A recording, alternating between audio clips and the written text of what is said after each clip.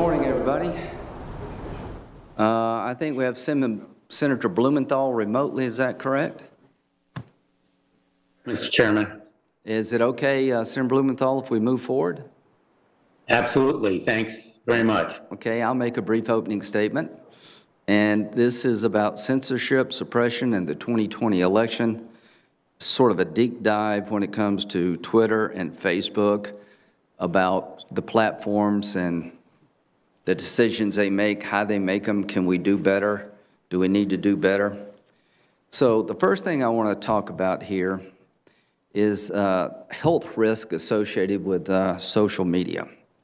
A 2018 Pew Research Center survey of nearly 750 13 to 17-year-olds found that 45% are online almost constantly, and 97% use social media platforms such as YouTube, Facebook, Instagram, or Snapchat.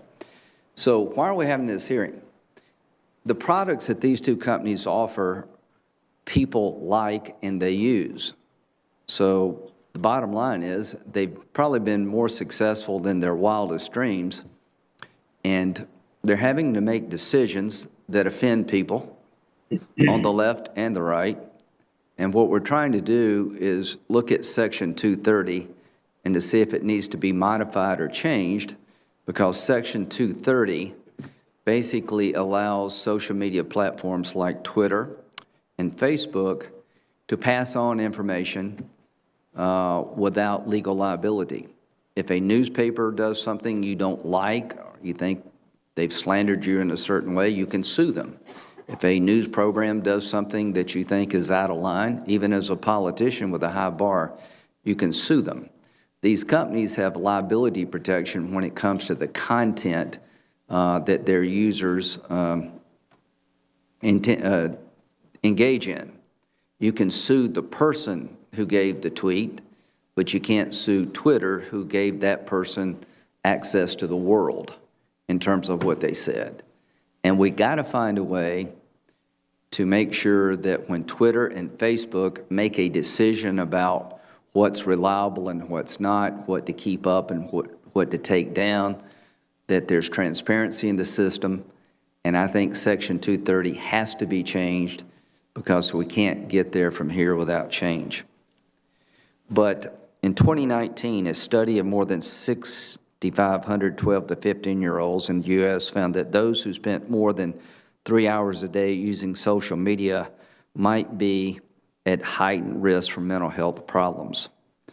Another study, 12,000 13 to 16-year-olds in England, found that using social media more than 3 times a day predicted poor mental health and well-being in teens. Other studies also have observed links between high levels of social media use, depression, or anxiety. The average millennial checks their phone 157 times daily. I don't know how a member of the Senate, I don't know where we fall. Social media is designed to sustain users' attention with a mix of good user interface design and psychology, creating an addictive mix for users. It's called the slot machine effect, a technique which utilizes a pull to refresh and scrolling mechanisms on news feeds similar to a slot machine.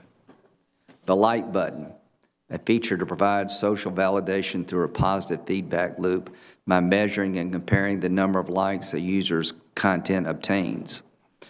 Gamifying social interactions, employing gamification to engage users and keep them coming back. For example, streaks is the one causing the most concern, and using elongating red lines to display the number of days since 2 users interacted. I guess what these technologies do is try to keep us engaged.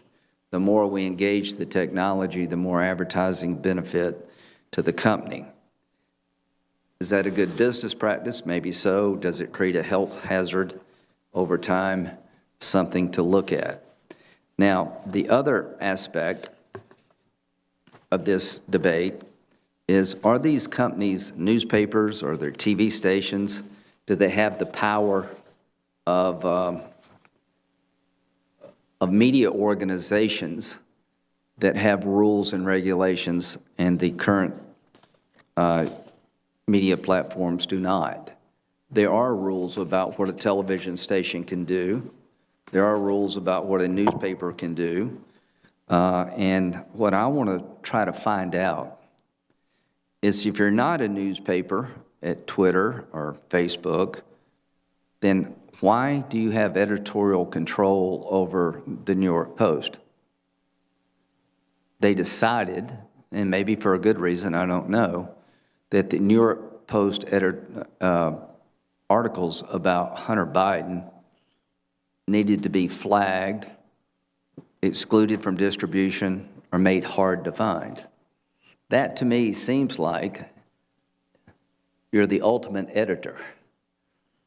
The editorial decision at the New York Post to run the story was overridden by Twitter and Facebook in different fashions to prevent its dissemination. Now, if that's not making an editorial decision, I don't know what would be. It's one thing when we do it in our private lives. Nikki Haley made a post about her concerns about mail-in balloting. It was flagged as something, a claim this hasn't been legitimized. Let me read it to you. The next question to ask is, why is it a crime to raise doubts about the Holocaust? Why should anyone who writes about such doubts be imprisoned while insulting the prophet is allowed? Now, that's the Ayatollah. He's opining that raising doubts about the Holocaust shouldn't be a crime, and he has openly called for the destruction of Israel. His regime has, and his tweet was basically allowed to flourish. Here's what Nikki Haley said. Despite what the media tells us, election fraud does happen, and policies like balloting, harvesting, and mailing ballots to people who don't request them makes that easier. That needs to stop. This claim about election fraud is disputed. Well, that's her opinion. She believes, like I do, that mail-in balloting is ripe for fraud if you can't verify the signature. And if we just send mail ballots out to the world that are not requested, and you don't have a signature verification system that can be trusted, you have in fact led to harvesting of ballots for nefarious purposes. The question for us as a country, at what point do the decisions by these organizations cross a line? At what point do they have to assume responsibility that Section 230 shields them from? And to the people who are about to testify, I consider your products to have changed the world mostly for the good. We're able to interact among ourselves. We're able to talk to each other and share life experiences. We're able to, in real time, communicate to our neighbors and our friends and those who oppose us what we think with technology that just makes it instantaneous and can literally light up the world. Section 230 was developed to allow these technologies to flourish. Early on, if you could sue Twitter or Facebook for content on a Facebook posting or a tweet, and they were liable for what somebody else said or what they felt or did, then the company would have probably never been in existence. The companies are trying to help us deal with child pornography. We have the Earn It Act that to be able to maintain liability protections when it comes to sexual exploitation of media sites, social media sites, by sexual predators. This committee has passed a bill saying you can only maintain that liability protection if, in fact, you use best business practices. And that's where I think we need to be going. My hope is that we change Section 230 to incentivize social media platforms to come up with standards that are transparent and opaque that will allow us to make judgments about their judgments, that the fact checkers be known, that the community standards, who sets them, what are their biases, and give some direction to these companies because they have almost an impossible task. They're literally trying to engage in telling us what's reliable and what's not based on cable news commentary or tweets from politicians or average citizens. Nobody in a free society has ever had that responsibility before. And the question is, how do you control that responsibility? I don't want the government to take over the job of telling America what tweets are legitimate and what are not. I don't want the government deciding what content to take up and put down. I think we're all in that category. But when you have companies that have the power of governments, have far more power than traditional media outlets, something has to give. And I'm hoping in this hearing today that we can find a baseline of agreement, that Section 230 needs to be changed, that my bias would be to allow the industry itself to develop best business practices to protect the sites against terrorism and child exploitation and other concerns, that we look at the business practices of these companies through a health prism, that some of their practices need to be modified because it can become addictive. You know, we thought tobacco was a good thing for a long time to the point that we sent it to our soldiers in combat. The more we realized about the addictive nature of tobacco, the more we changed our mind about telling the public about the product. So whether or not we do that with social media platforms, that these platforms can be addictive if used too often, I don't know if we need to go there, but I do know that Section 230, it exists today, is got to give. And I think there's Republican and Democrat concern about the power that's being used by social media outlets to tell us what we can see and what we can't, what's true and what's not, to the extent that Section 230, in my view, has to be rewritten. So that's the purpose of this hearing, is to find a way forward to bring about change. And when it comes to social media platforms in Section 230, change is going to come. With that, Senator Blumenthal. Thank you very, very much, Mr. Chairman, and thank you for having this hearing today. And I look forward to cooperating with you, not only in this hearing, but in the upcoming Congress on our Earn It bill, on other measures, because you're absolutely right. Change must come to social media. The fact is, we meet today in an unprecedented and precarious moment in American history. Daily, the president shocks our conscience and shakes the very foundations of our democracy using a powerful megaphone, social media. The president has used this megaphone to spread vicious falsehoods in an apparent attempt to overturn the will of voters.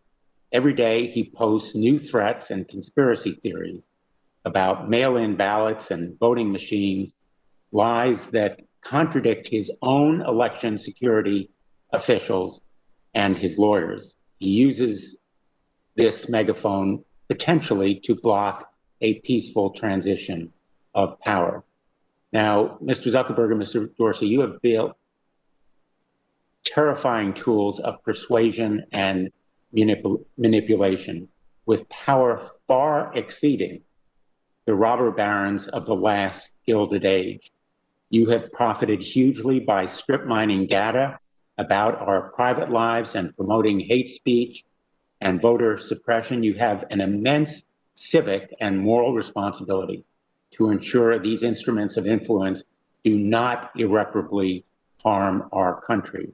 I recognize the steps, they're really baby steps, that you've taken so far. The destructive, incendiary misinformation is still a scourge on both your platforms and on others. In fact, Google has been given a pass from today's hearing. It's been rewarded by this committee for its timidity doing even less than you have done to live up to its responsibilities.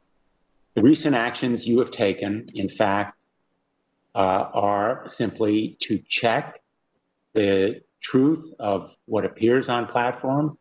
Often it is voter suppression and incendiary, malicious misinformation, and you've tried to slow its insidious spread. That's not censorship. That's moral and civic responsibility. Now, I believe, and I hope the chairman agrees, that a series of hearings on big tech is long overdue on antitrust issues, on privacy concerns, and Section 230. I have urged, in fact, a breakup of tech giants because they've misused their bigness and power. Breaking off, for example, WhatsApp and Instagram. Rigorous privacy protection because consumers should have control over their own data. And indeed, Section 230 reform, meaningful reform, including even possible repeal in large part, because their immunity is way too broad, and victims of their harms deserve a day in court. But this hearing is certainly not the serious proceeding that we need. It may become a political sideshow, a public tar and feathering. My colleagues seem to want to ignore the foreign disinformation campaigns intended to interfere in our democracy and calls for murder of FBI Director Wray and Dr. Fauci. What we've seen here are fighting words and hate speech that certainly deserve no free expression protection. The fact is that the purpose of today's hearing seems as much to bully or browbeat you, Mr. Zuckerberg and Mr. Dorsey, from taking even more responsible action by threatening cuts to Section 230. Censorship is really a misnomer for this hearing. What you've done is to label and to fact check, to avoid amplifying misinformation, and to, in effect, impose those labels to alert people that what they are consuming may misinform them. And Facebook took down ads for Biden in Michigan and the ACLU in Colorado for mistaken information about voting. In short, there was action that affected both sides. I have fought for Section 230 reform for 16 years, from my time as Connecticut's Attorney General, when I took on the scourge of registered sex offenders grooming children on Facebook and MySpace. With Senator Portman, I have led passage of the only successful revision so far to Section 230, the Stop Enabling Sex Traffickers Act, known as SESTA. And Chairman Graham and I have authored the only bill to reform Section 230 that is actually moved out of a committee. This section, the Earn It Act, passed this committee unanimously. Change is going to come, no question. Change is on the way, and I intend to bring aggressive and targeted reform to Section 230. But I am not, nor should we be on this committee, interested in being a member of the speech police. There are real harms and real victims here. And in some ways, this hearing is a betrayal of those real harms and the real victims of them. Those harms have been caused by big tech because you have failed your responsibility, as have others in this industry. I want to see real reform that will enable these abuses to be reformed, because your platforms have embraced, abused, and weaponized child predators, violent white supremacists, and human traffickers. And I've heard heart-wrenching stories from the victims. You've set back civil rights protections for Muslim Americans who live in fear of armed militias, organized by private online groups. You have set back consumers and competition, making that kind of antitrust action very, very important. The American public deserves and demands real reform and accountability, national consumer privacy rules, antitrust principles that curb predatory power, and reforms to Section 230 that stop shutting the courthouse door to victims. I look forward to an opportunity for real change, and I think you can meet this moment by putting your power and your money on the right side of history. Thanks, Mr. Chairman. Well, thank you. Lot to unpack there. Senator Blumenthal's been great to work with. I'll continue to work with you. If we keep control of the committee, Senator Grassley would be the chairman next year, and I would encourage him to have the hearings that Senator Blumenthal referenced, that this is an ongoing conversation to get it right to the extent that we can get it right. Mr. Dorsey from Twitter, are you with us, Mr. Dorsey? I am. You hear me? Thank you. The floor is yours. Thank you to the members of the Judiciary Committee for the opportunity to speak with the American people about Twitter and your concerns around censorship and suppression of a specific news article, and generally what we saw in the 2020 U.S. elections conversation. We were called here today because of an enforcement decision we made against the New York Post based on a policy we created in 2018 to prevent Twitter from being used to spread hacked materials. This resulted in us blocking people from sharing a New York Post article, publicly or privately.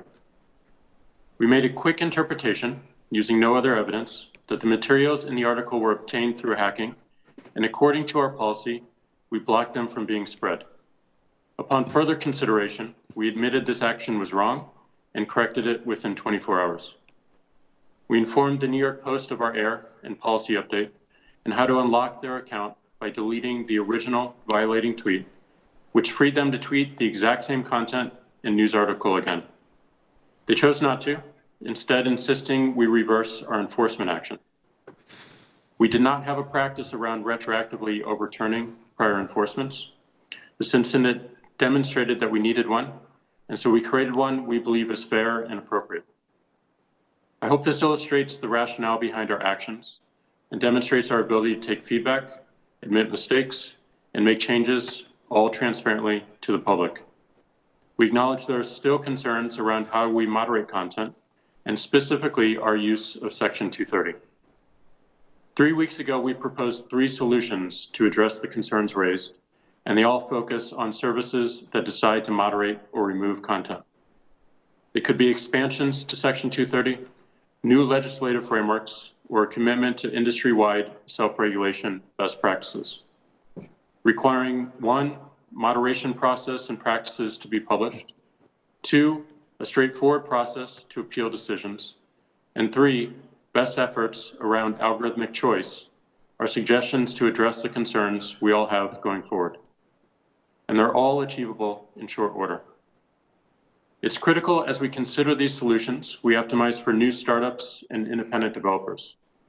Doing so ensures a level playing field that increases the probability of competing ideas to help solve problems going forward. We mustn't entrench the largest companies any further. Finally, before I close, I wanted to share some reflections on what we saw during the US presidential election. We focused on addressing attempts to undermine civic integrity, providing informative context, and product changes to encourage greater conversation. We updated our civic integrity policy to address misleading or disputed information that undermines confidence in the election, causes voter intimidation or suppression or confusion about how to vote, or misrepresents affiliation or election outcomes.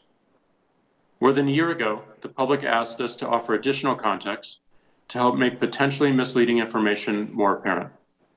We did exactly that, applying labels to over 300,000 tweets from October 27th to November 11th, which represented about 2.2% of all US election-related tweets.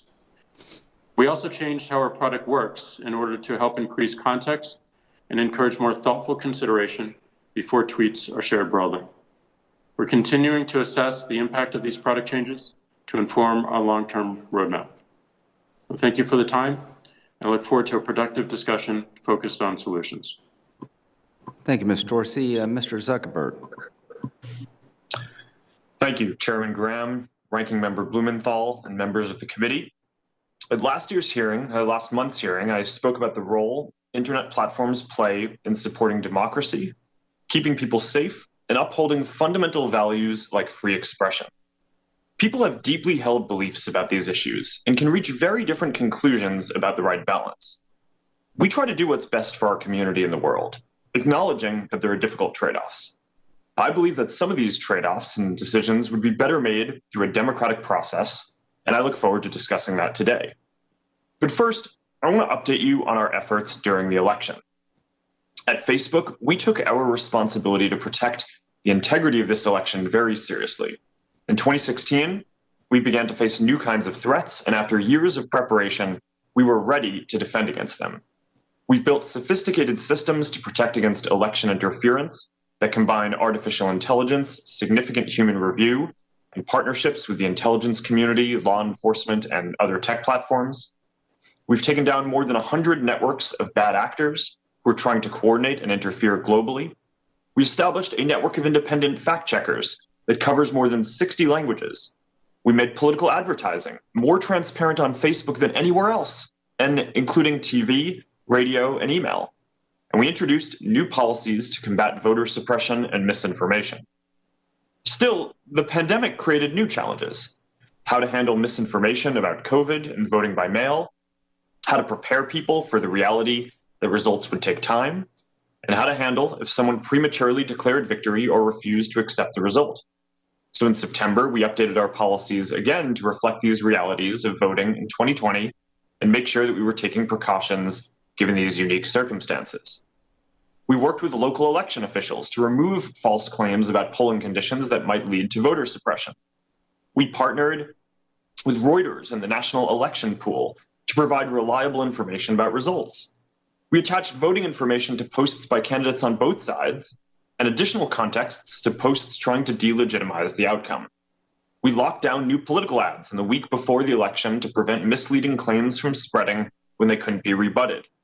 We strengthened our enforcement against militias and conspiracy networks like QAnon to prevent them from using our platforms to organize violence or civil unrest.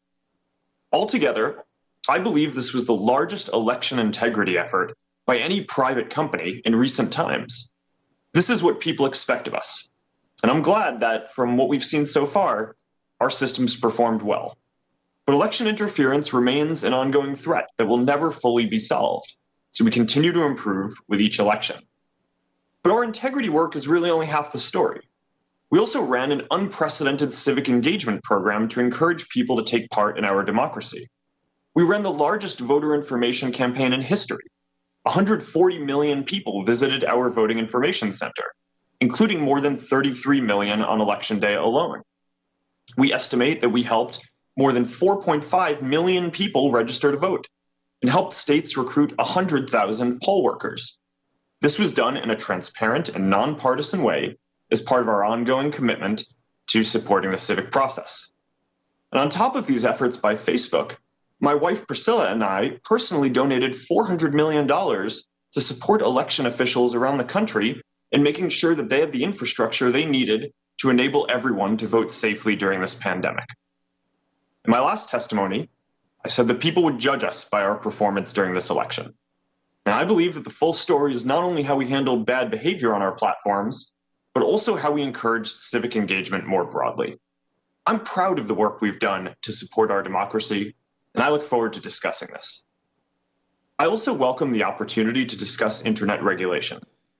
I believe we are well overdue to update the rules for the internet around content, elections, privacy, and data portability. There are important questions here, including who should be responsible for what people say online. For any system to work, I believe there needs to be a transparent process that people feel they can trust. And this will be difficult, especially since our country is so divided, but I believe it's the only way to address these issues for the long term. The challenges that we face are deeper than any one platform. They're about how we want to balance basic social equities that we all care about, like free expression, public safety, and privacy. This is why I believe we would benefit from clearer guidance from elected officials, and I look forward to discussing this today. Well, thank you both. We'll have one round and 7 minutes, but I'll, as always, try to be a little bit liberal with the time because it's a very important topic. So let's just get right into it. Mr. Dorsey, you can go first, then Mr. Zuckerberg. When you heard Senator Blumenthal's opening statement and mine, what did you get from it? Well, I think you pointed out that we are facing something that feels impossible. We are required to help increase the health of the public conversation, while at the same time ensuring that as many people as possible can participate. And in order to do so, we need to make policies so that people feel safe and they feel free to express themselves, to minimize threats of abuse, of harassment, of misleading information, of organized campaigns to artificially amplify or influence a particular conversation. And that policy creation, that enforcement is challenging, but also it is more or less opaque to the public. And that's where I think we have a gap. We have transparency around our policies. We do not have transparency around how we operate content moderation, the rationale behind it, the reasoning. And as we look forward, we have more and more of our decisions, of our operations, moving to algorithms, which have a difficult time explaining why they make decisions, bringing transparency around those decisions. And that is why we believe that we should have more choice in how these algorithms are applied to our content, whether we use them at all, so we can turn them on or off, and have clarity around the outcomes that they are projecting and how they affect our experience. Thank you. Mr. Zuckerberg, very quickly, please. What did you hear? Senator, I heard that there are issues around content moderation, as well as other areas. And frankly, I'm optimistic from the statements that we may be able to move forward and hopefully update some of the rules for the internet around these areas. I've been encouraging and hoping that we would do this for a couple of years. And from your opening statements, it sounds like there may be now enough common ground on views that real progress can be made here. So from my point of view, the question for us is, when it comes time to flag content as being reliable or not reliable, do either one of you believe that the government should do that? Is that a solution where the government sets a regulatory scheme that talks about what should be up and what should be down? I don't believe so. I think that would be very challenging. Okay. Do you agree with that, Mr. Zuckerberg? Senator, for certain types of illegal content, I think it may be appropriate for there to be clear rules around that. But outside of clear harms, including things like child exploitation in areas like that, terrorism, I would agree with your sentiment that that's not something that government should be deciding on a piece of content by piece of content basis. So if we take the government out of the picture, at least in non-criminal areas, should we leave it up to the industry to come up with best business practices in terms of how to moderate content? I think that's best. I think we need to align around the problem that we're trying to solve. And there are many solutions to solving those problems, but I think we also have to focus our efforts on what is going to have the greatest impact. And we believe that the greatest impact is going to be found in how we deal with algorithms, how we use those algorithms, because they are responsible for showing us what we see or what we don't see. And there needs to be more choice in their use. Do you agree with that, Mr. Zuckerberg?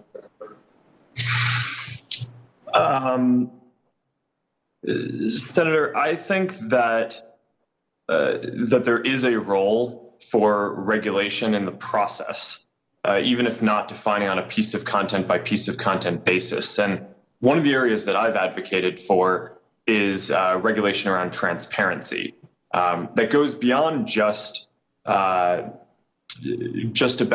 what the policies are and what the process is, but also goes towards results. And as an example of this, every quarter, Facebook releases a community standards enforcement report. It's basically a transparency report that breaks down each category of potentially harmful content that we track, ranging from terrorism to child exploitation content to incitement of violence to pornography to intellectual property violations. Yes, if I may, I don't mean to interrupt, but who sets those community standards? How are they set by the company?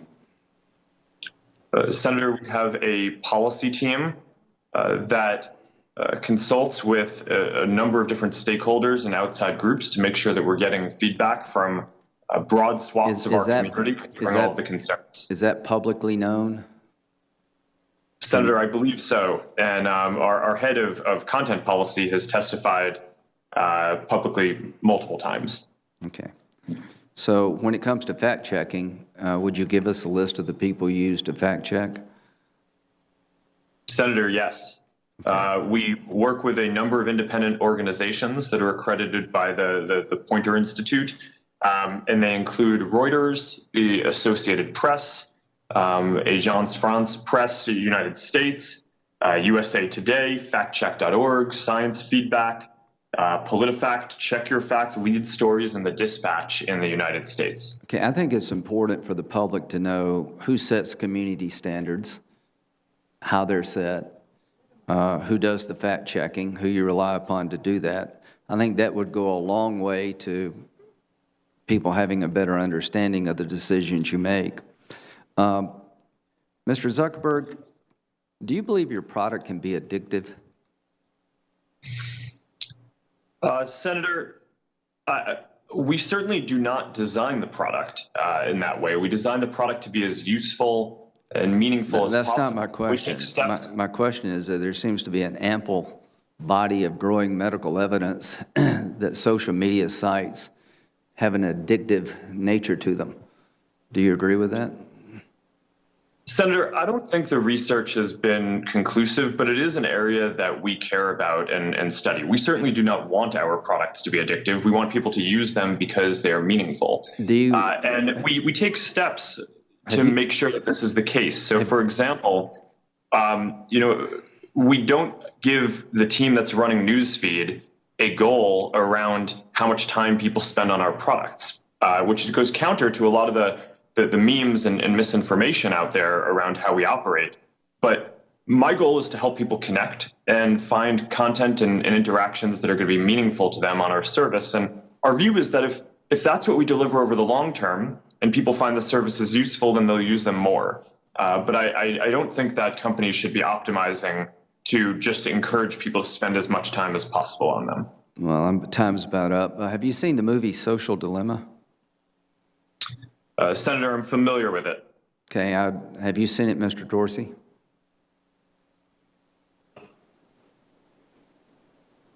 No, I have not.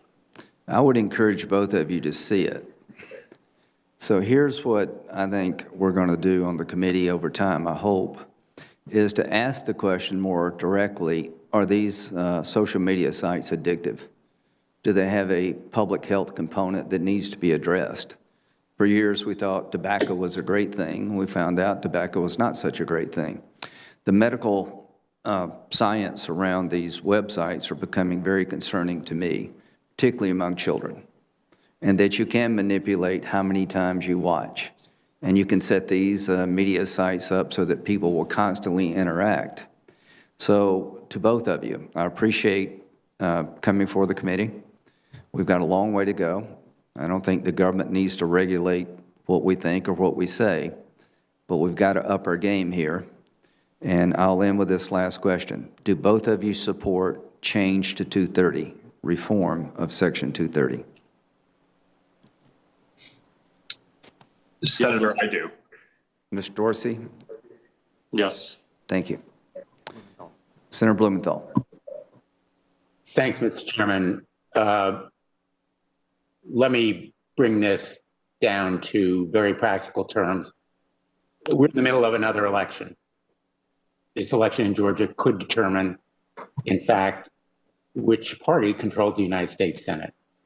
I'm concerned that both of your companies are, in fact, backsliding or retrenching, that you are failing to take action against dangerous disinformation, exactly the same kind of voter suppression tactics that existed in the last election, and that you are, in fact, reducing content modification.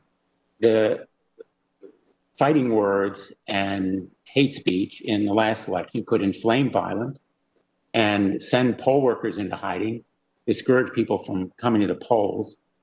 We have to expect the same kinds of malign tactics. In fact, they are already visible, and I'm going to ask, Mr. Chairman, that these posts and tweets be entered into the record, if there's no objection, that are aimed at delegitimizing the election in January. My question to you is, will you commit to the same kind of robust content modification playbook in this coming election, including fact-checking, labeling, reducing the spread of misinformation, and other steps, even for politicians, in the runoff elections ahead?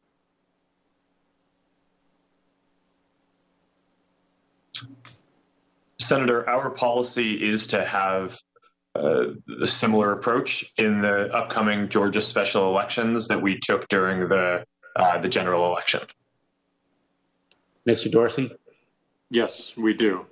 We intend to learn from all of our experience with this election and bring all that learning going forward to make it more robust. During the past election, there was rampant disinformation on social media in Spanish-speaking sites, repeating QAnon conspiracies and false claims of election rigging. In my view, you need to do better. Will you commit to taking steps to improve content modification for Spanish-speaking communities before the Georgia runoff? Senator, this is something that we are already working on and worked on ahead of the general election. We have multiple fact checkers who focus on the Spanish as a language, and we made sure that we translated our voter information center into Spanish, which we showed at the top of Facebook and Instagram to everyone who uses those products in Spanish in the U.S. Those are a couple of the steps that we've taken, and we're certainly committed to focusing on this. And yes, we will, in partnership with Latinx civil rights groups. I'd like you to know, and perhaps you could submit to me within 1 week, what additional steps you're going to take, because this Georgia runoff is underway. And as I've indicated, I've seen a backsliding and retrenchment that is very deeply troubling, that have enabled the spread of this disinformation, the restarting of certain algorithms, for example, that promote or amplify misinformation is very, very troubling. And I think I want to know within a week what additional steps you're taking to enhance the efforts to stop this kind of amplification and spread. Let me ask about Facebook community standards, which ban language that, quote, incites or facilitates serious violence. As you know, on November 5th, Steve Bannon, in a Facebook Live video, called for beheadings of Dr. Fauci and FBI Director Wray for not acting more favorably toward President Trump. Twitter banned Bannon for these remarks. You removed the video. Mr. Zuckerberg, but on Thursday, you reportedly told Facebook employees that Bannon had not violated enough policies that he should be banned from Facebook. My question to you is, how many times has Steve Bannon allowed the call for the murder of government officials before Facebook suspends his account? Senator, as you say, the content in question did violate our policies and we took it down.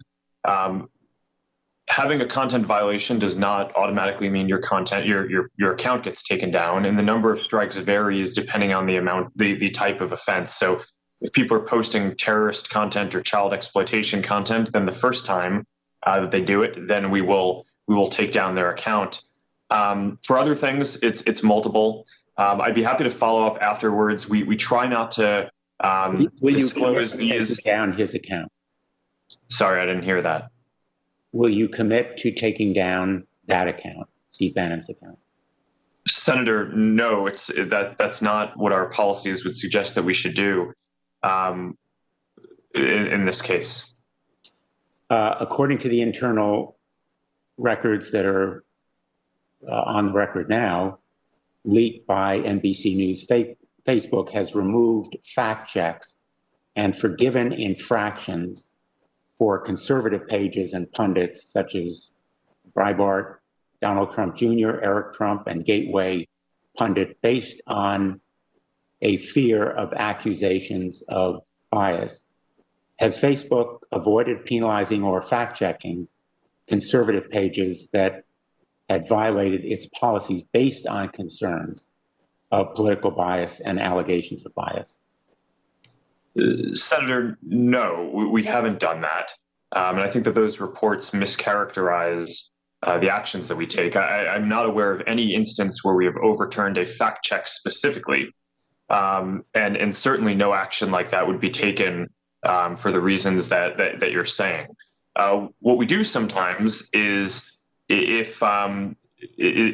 apply some judgment on whether the repeat offender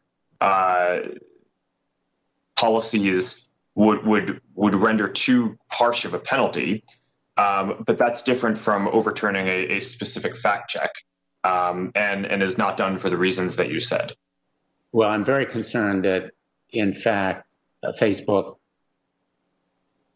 seems to have a record of making accommodations and caving to conservative pressure, and the president has tried to use an executive order on Section 230 to again bully or browbeat and exert pressure on you and others in this industry. They're, in effect, working the refs, and they're winning. Let me ask you about antitrust issues.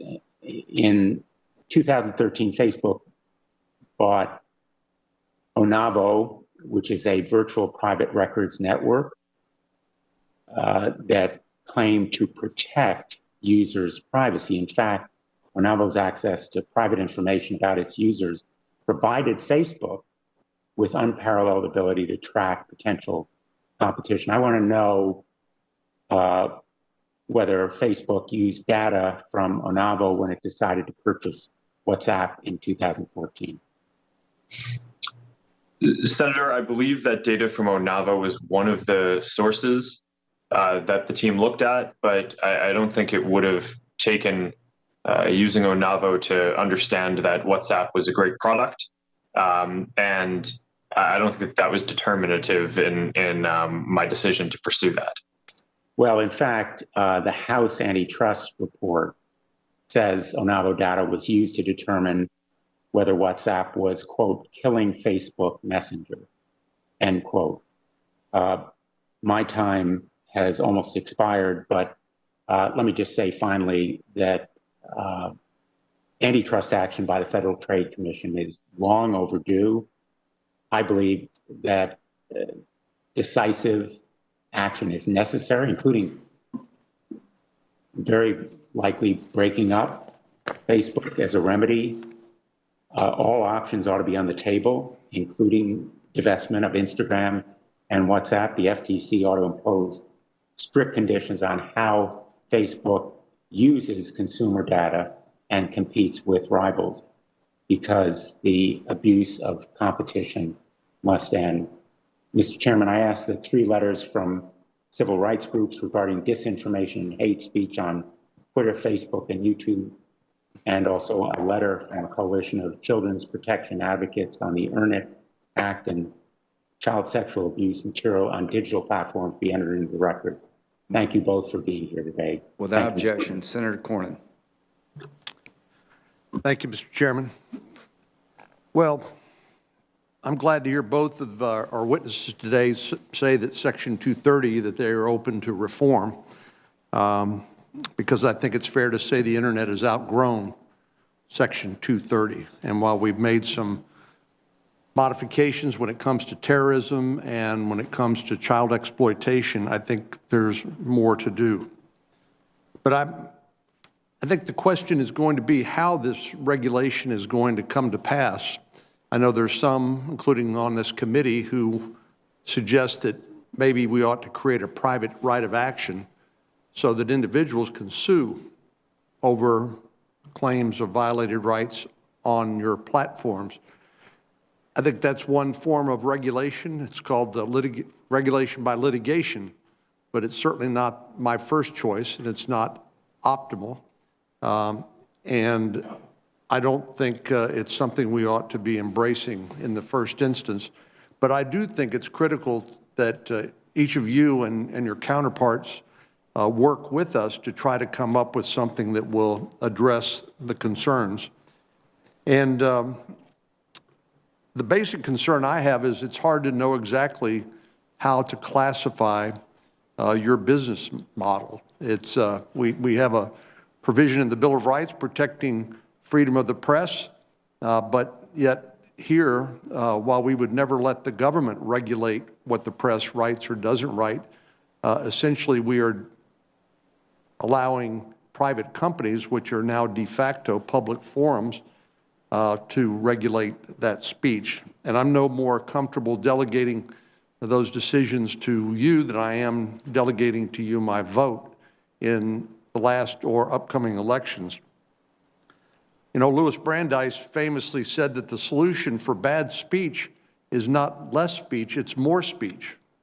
And it seems to me like the practices that you are engaging in to tag, remove, and otherwise censor speech on your platforms violates that principle. And I'd like to know why that shouldn't be a better approach by allowing more speech rather than censoring what is perceived as bad speech.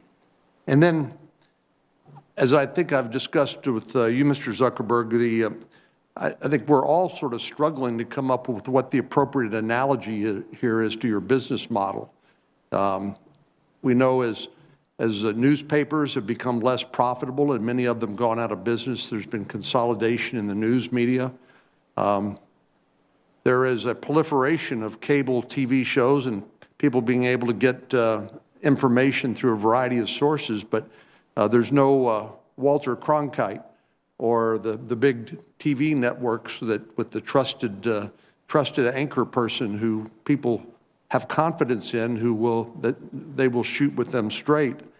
And so I know it's a very difficult thing to manage, but I would just encourage both of you not to wait for the lawsuits. We saw what happened to Microsoft. I think Bill Gates said that was one of his biggest mistakes, failing to engage with some of the antitrust concerns when it came to Microsoft, and he learned that the hard way. And I think there is a better way for the American people, and that's if we work on this together. Mr. Zuckerberg, I believe that Facebook publishes on a quarterly basis a report of its actions in this area. Is that correct? Senator, that's correct. And could you describe that for us and what motivated you to undertake that sort of transparency? Yes.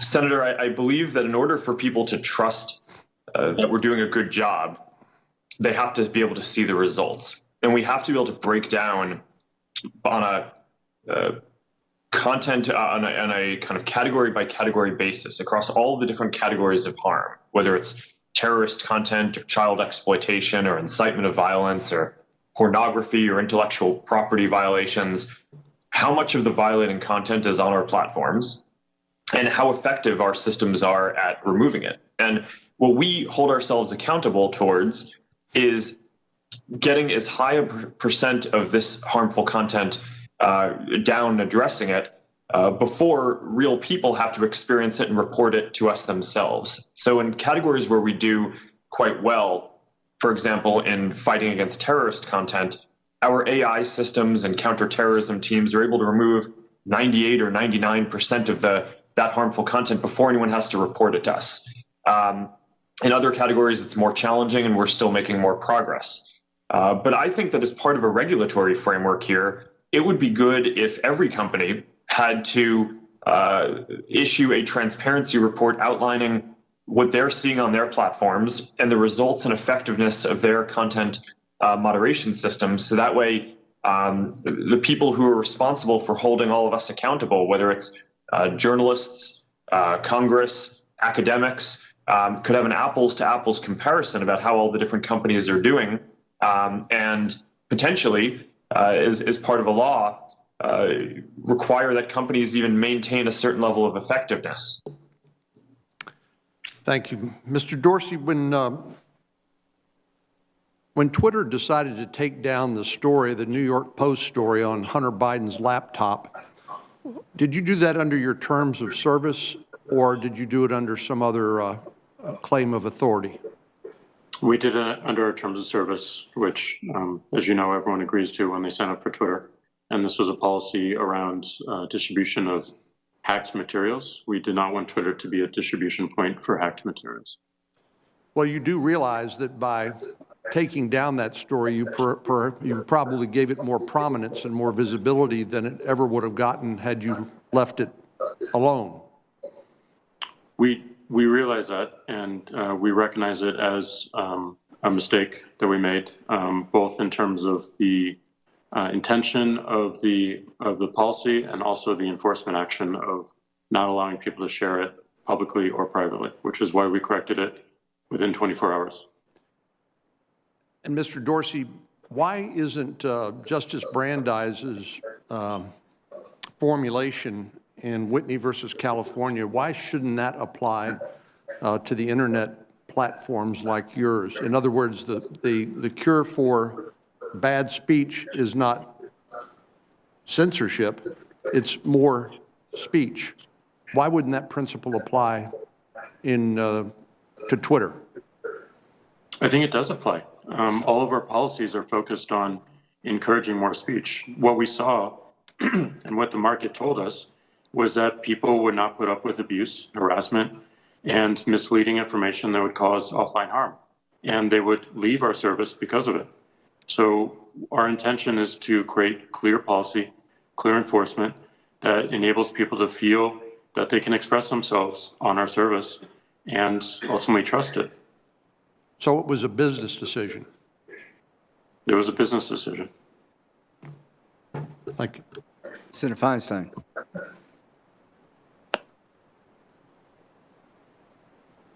Thanks very much, Mr. Chairman.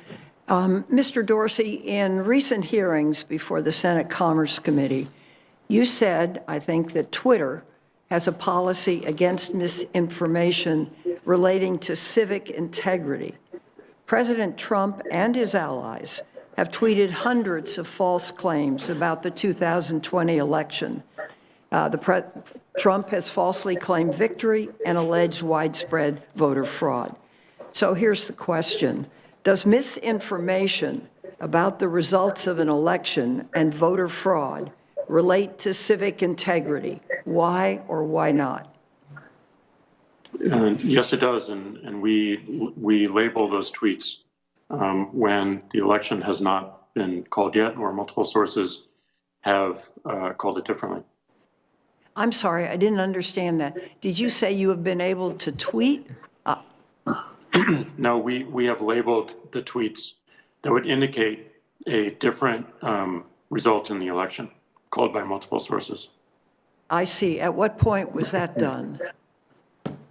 Throughout the period, October 11th to up till today. So when the tweet was initially came in, how long was it before you, quote, updated it? We didn't update it. We put a label on it pointing to the broader conversation. Our goal is to connect people with more information around what's happening with the election. And that was, and that occurred anywhere from 5 minutes to 30 minutes, but as quickly as we can. Thank you. Is 30 minutes the maximum time? I don't know. We can get you that information. Would We'll you, follow up. I'm interested in this. Does misinformation about the results of an election and voter fraud relate to civic integrity? Why or why not? Yes, it does. And we also label those tweets that would indicate whether fraud was happening. And again, we connect those to larger conversations on the platform. So we want to provide context here. That is our goal, providing more context, providing more information. Okay, now a specific question, and I'm not sure actually what the answer to this should be, but on November 7, President Trump tweeted, and I quote, "I won this election by a lot," end quote. Obviously, that's not true. President Trump lost the election. The warning label that Twitter has applied to the tweet says, and I quote, "Official sources may not have called the race when this was tweeted," end quote. Do you believe that label goes far enough to prevent the tweet's harms when the tweet is still visible and not accurate? I do, because it's not just the surface level label. It points to a collection of news articles, of information and conversation that gives you an expansion on what's happening with the election. I guess, you see, my concerns are that these tweets arouse people.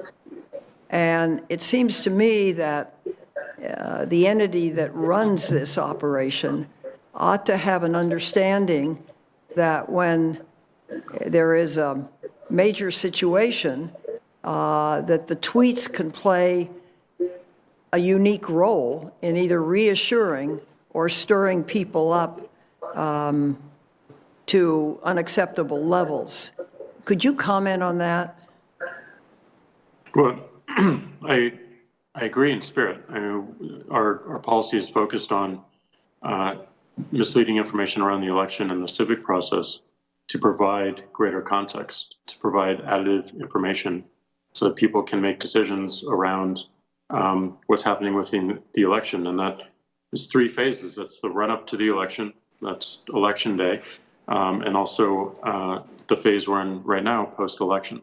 So our policies and enforcement are focused on providing more information, more context to people in those 3 phases. Well, let me give you a specific. On November 7, President Trump tweeted this, "I won this election by a lot," end quote. That's obviously not true. President Trump lost the election. The warning label that Twitter has applied to the tweet says, and I quote, "Official sources may not have called the race when this was tweeted," end quote. Now, here's the question. Does that label do enough to prevent the tweet's harms when the tweet is still visible and is not accurate?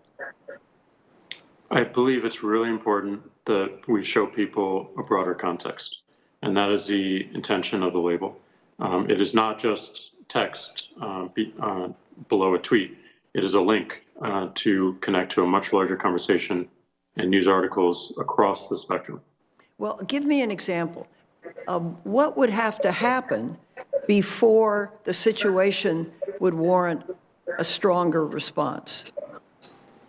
Well, we did have stronger responses during Election Day and the week after, where we did put an interstitial, meaning that you had to click through to see the content of the tweet, and it limited spread for anything that went against our civic integrity policy, including premature calls to election results.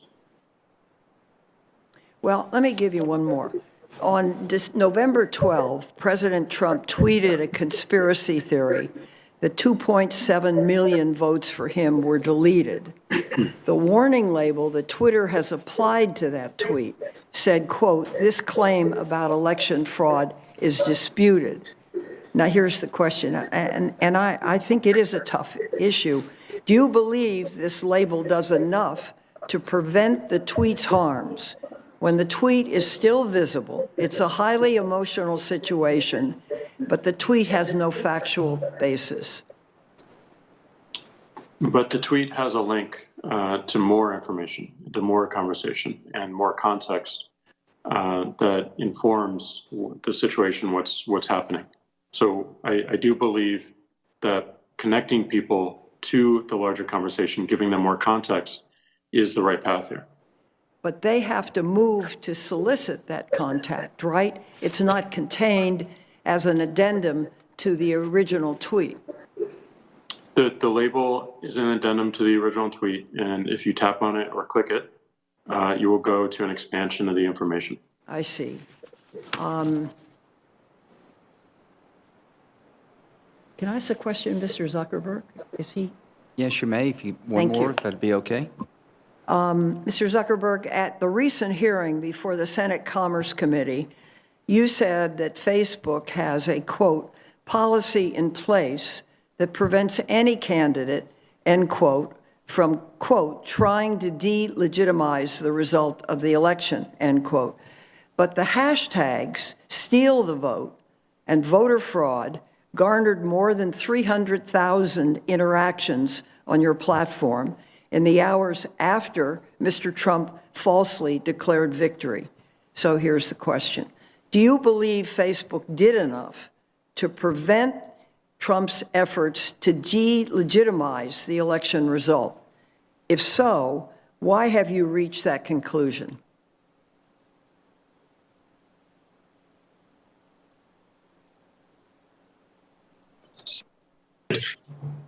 Senator, I believe that we've taken some very significant steps in this area, not just the adding additional context to specific posts and making it so that when people search for different hashtags, we show additional information.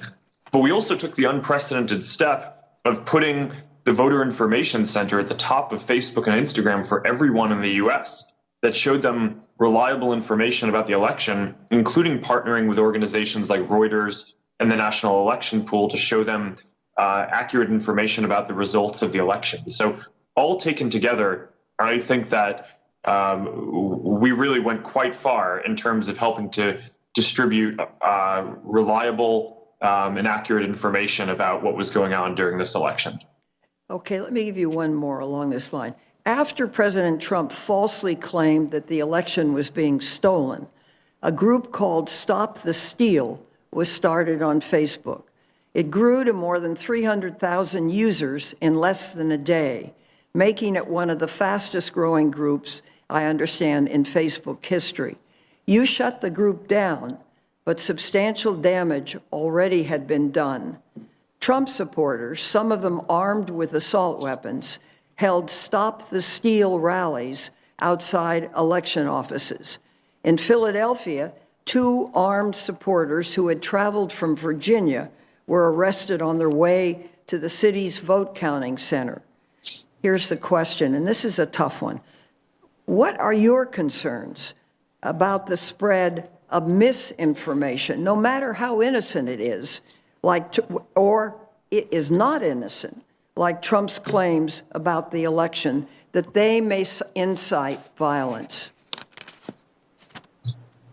Senator, I'm very worried about this, especially any misinformation or content that could incite violence. And during such a volatile period like this, one of our top priorities is making sure that people don't use our platform to organize any violence or civil unrest. And that was the basis under which we took that group, because there were a number of members who were posting potentially violent or encouraging violent comments that violated our policies. We also have broader policies in place around trying to slow the spread of misinformation more broadly, even when it's not going to lead to some kind of violence or imminent harm. And that's why we've created this independent fact-checking program where we work with more than 80 partners around the world to help do fact-checking, because people in our community have told us they don't want to see misinformation, but they also don't want us to be deciding what is true and false. So we've taken the step of building this program, which I believe is more sophisticated than what anyone else in our industry has. So I'm very focused on these issues. Well, I'm happy to hear that, because I'm really struck by it, that people armed with assault weapons as a product of a tweet could rally outside an election office. And I think it's really a serious issue that needs to be considered. And there need to be, once you signal that and people respond to it, it has to be in some way abated or some way pointed out or restructured on the internet itself. Now, can you respond to that? Senator Feinstein, I hate to, we're almost double the time. Could we? I'm sorry. That's all right. We're going to have a vote come up, and I apologize. Senator Lee. Thank you, Mr. Chairman. First, I'd like to note that as far as the president's arguments about the election and how they turned out, inciting violence, I'd like to point out here that the only violence that I'm aware of has occurred in connection with Antifa, Antifa's response to pro-Trump peaceful rally attenders. So I don't quite understand that. Maybe we'll have a chance to dwell on that more in a minute. But first, I want to talk a little bit about federal law, existing federal law, and what it requires. Section 5 of the Federal Trade Commission Act prohibits businesses from engaging in unfair or deceptive trade practices. Compliance with this particular law requires that there be some consistency between what a company represents as their practices and their products and what they actually are. In other words, you can't sell one thing and provide another under the guise of providing something different than what's being sold. Both Twitter and Facebook represent and have represented for years to their users, their customers, that they take a neutral approach to election content moderation. However, as we've heard today, and as we will continue to hear today and into the foreseeable future, there are instances in which your platforms are taking a very distinctively partisan approach, and not a neutral one, to election-related content moderation. For example, just days before the election, Twitter suspended the account of Mark Morgan. Now, Mark Morgan is the commissioner of the U.S. Customs and Border Protection Office. And they suspended Commissioner Morgan's Twitter account, specifically for a tweet celebrating the success of the U.S. southern border wall. Apparently, Commissioner Morgan's tweet, his comments about the border wall, violated Twitter platform rules governing what it calls hateful conduct. Now, I've read the offending post, and the offending post from Commissioner Mark Morgan reads as follows. At CBP and the Army Corps of Engineers, continue to build new wall every day. Every mile helps us stop gang members, murderers, sexual predators, and drugs from entering our country.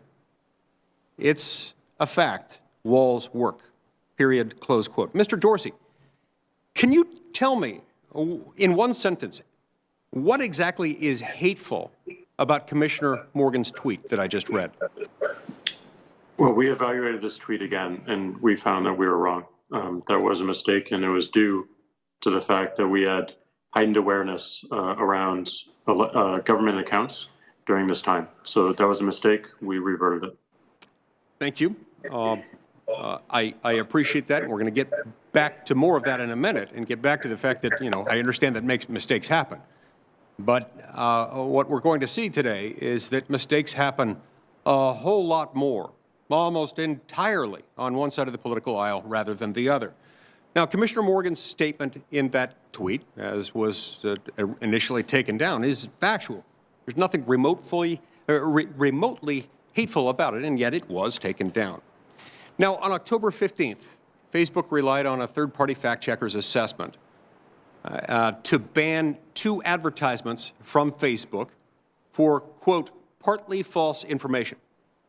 Now, both of these advertisements were factual in nature, and they revealed Joe Biden's and Kamala Harris's views on late-term abortion.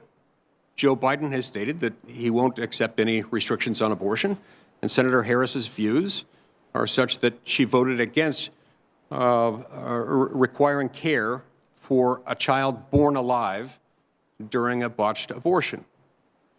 The very next day, the third-party fact-checker issued a statement retracting the assessment and retracting it as erroneous. However, it stunningly took Facebook almost 2 more weeks until October 29th, when voting had already started in many jurisdictions, to lift the ban on these legitimate ads that the fact-checker had already declared a couple weeks earlier were erroneously taken down. So, Mr. Zuckerberg, why on earth did it take Facebook 2 weeks to correct this error? Senator, I'm not familiar with the details of us re-enabling that ad, so I can follow up with you after. It's possible that this was just a mistake or delay, and unfortunately, when we handle millions or billions of pieces of content a day, while we strive to do as well as possible and be as precise as possible, we will make some mistakes. Thank you. I appreciate your acknowledgement of the fact that there are mistakes. As I've noted previously, those mistakes sure happen a whole lot more on one side of the political spectrum than the other. Now, this is understandable. We're humans, but it's also understandable why this might occur. Maybe some of it has to do with your employees. 92.83% of Facebook employees who donated to federal candidates gave to Democrats. At Twitter, it's even more stark than that, as if it could get much more stark, but 99.3% of Twitter employees who donated to federal candidates gave to Democrats. And so these mistakes, they may be mistakes, but they're mistakes that rhyme. They may not repeat themselves, but they rhyme. And the consistent theme happens to be Republicans, conservatives, and pro-life activists. Now, I'd like to ask both of you, is there a list of every user or every content creator who has been deplatformed or had their contents reach altered or have had some other adverse action taken by either Facebook or Twitter altered? Is there some list that identifies each user for which that has happened? Mr. Zuckerberg, let's hear from you. Just a yes or no question. Does such a list exist? Senator, I'm not aware of anything like that existing. Mr. Dorsey, how about you? Not exactly sure what you're asking, but Yeah. we certainly... Simple question. Do you have a list of people, your users or content creators, who have had some adverse action taken against them, either being deplatformed or having their reach altered or something because of the content of their posts?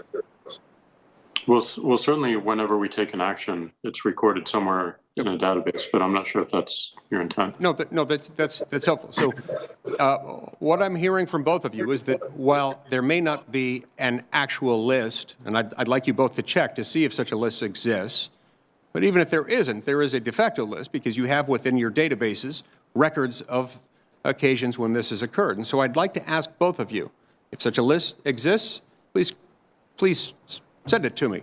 I'd like to see it.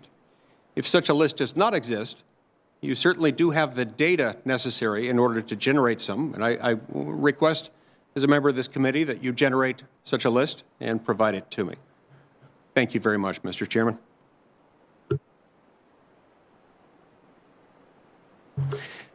Senator Graham, the chairman of the committee, has stepped out momentarily. I've been directed to recess the hearing momentarily so that we can go and vote. and then we will pick up back here in just a few minutes.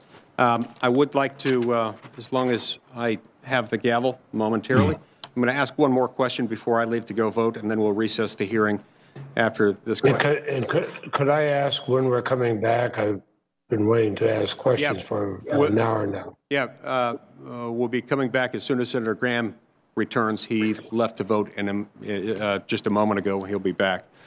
Mr. Zuckerberg, in September, Facebook tagged an ad run by the American Principles Project in Michigan that criticized Joe Biden and criticized Senator Gary Peters. And the ad was tagged because it was, quote unquote, missing context. Now, the next day, the ad was shut down entirely by Facebook. Facebook relied on a supposed fact check from PolitiFact, which is a nice way for you to avoid taking accountability for the problem, except that the fact check in question literally said that the ad, quote, makes, quote, predictions we can't fact check. Apparently this had to do with lacking context. So when did lacking context become a new standard for political ads? I mean, all political ads, all ads in general, but certainly all political ads lack context. Ben Sass just finished a resounding victory in Nebraska. And I haven't seen his TV ads, but I'm sure they're brilliant. This guy's made for television. He's with or without the beard. And I'm sure his ads didn't say, Ben Sass, great senator, but not that great of a hockey player. Or there is always context that is left out in any advertisement. So what does that mean? And have you applied the missing context label to any Democratic ads, a single one that you can identify?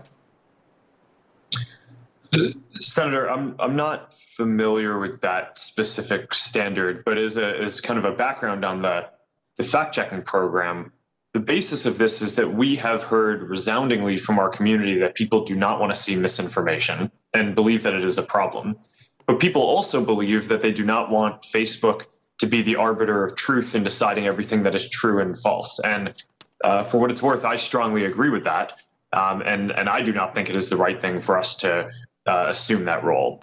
So within those bounds, we've tried to create a fact-checking program that works with independent third parties who have been accredited by the Poynter Institute for Journalism, which I think is widely respected. And we give those fact-checkers the latitude to determine whether ads or other content on our service is accurate. And if not, we apply some demotions or we prevent them from being run as ads. I can follow up in more detail afterwards on the specifics of your questions, since I'm not as familiar with them right now. I would appreciate that very much if you'd be willing to do that, because it's not only inconsistent with logic and with what the standards that apply in every other advertising context that I'm familiar with. It's also inconsistent with what Facebook itself does. Just to give you some context for that, while we're talking about missing context, I recently posted something about the election on Facebook. And my Facebook post was almost immediately tagged with the following, quote, election officials say that voter fraud, which is historically rare, has not affected the outcome in this election. They have confirmed that mail-in voting was conducted in accordance with state voting rules, close quote. Now, I find this a little disturbing. Tag, to me, sounds a whole lot more like state-run media announcing the party line rather than a neutral company, as it purports to be, running an open online forum. This kind of editorializing insulates people from the truth, and it insinuates that anyone concerned about voter fraud must be crazy. It also states it as if it were an irrefutable, neutral, objective fact. Now, maybe these kinds of concerns are out of the mainstream in Palo Alto, but they're not out of the mainstream with the rest of America. And I have to reiterate, I hope this kind of manipulation wasn't intentional, But it's getting harder and harder for me to accept the premise that it could be anything but intentional. And if it was intentional, it's yet more evidence that Facebook's actions surrounding this election are incongruent with the promises that you've made to your own users. And that's a problem. Consistent with the directions I've been given by Chairman Graham, we're now going to recess. I predict we'll be in recess for no more than 10 or 15 minutes until Chairman Graham returns. We stand in recess.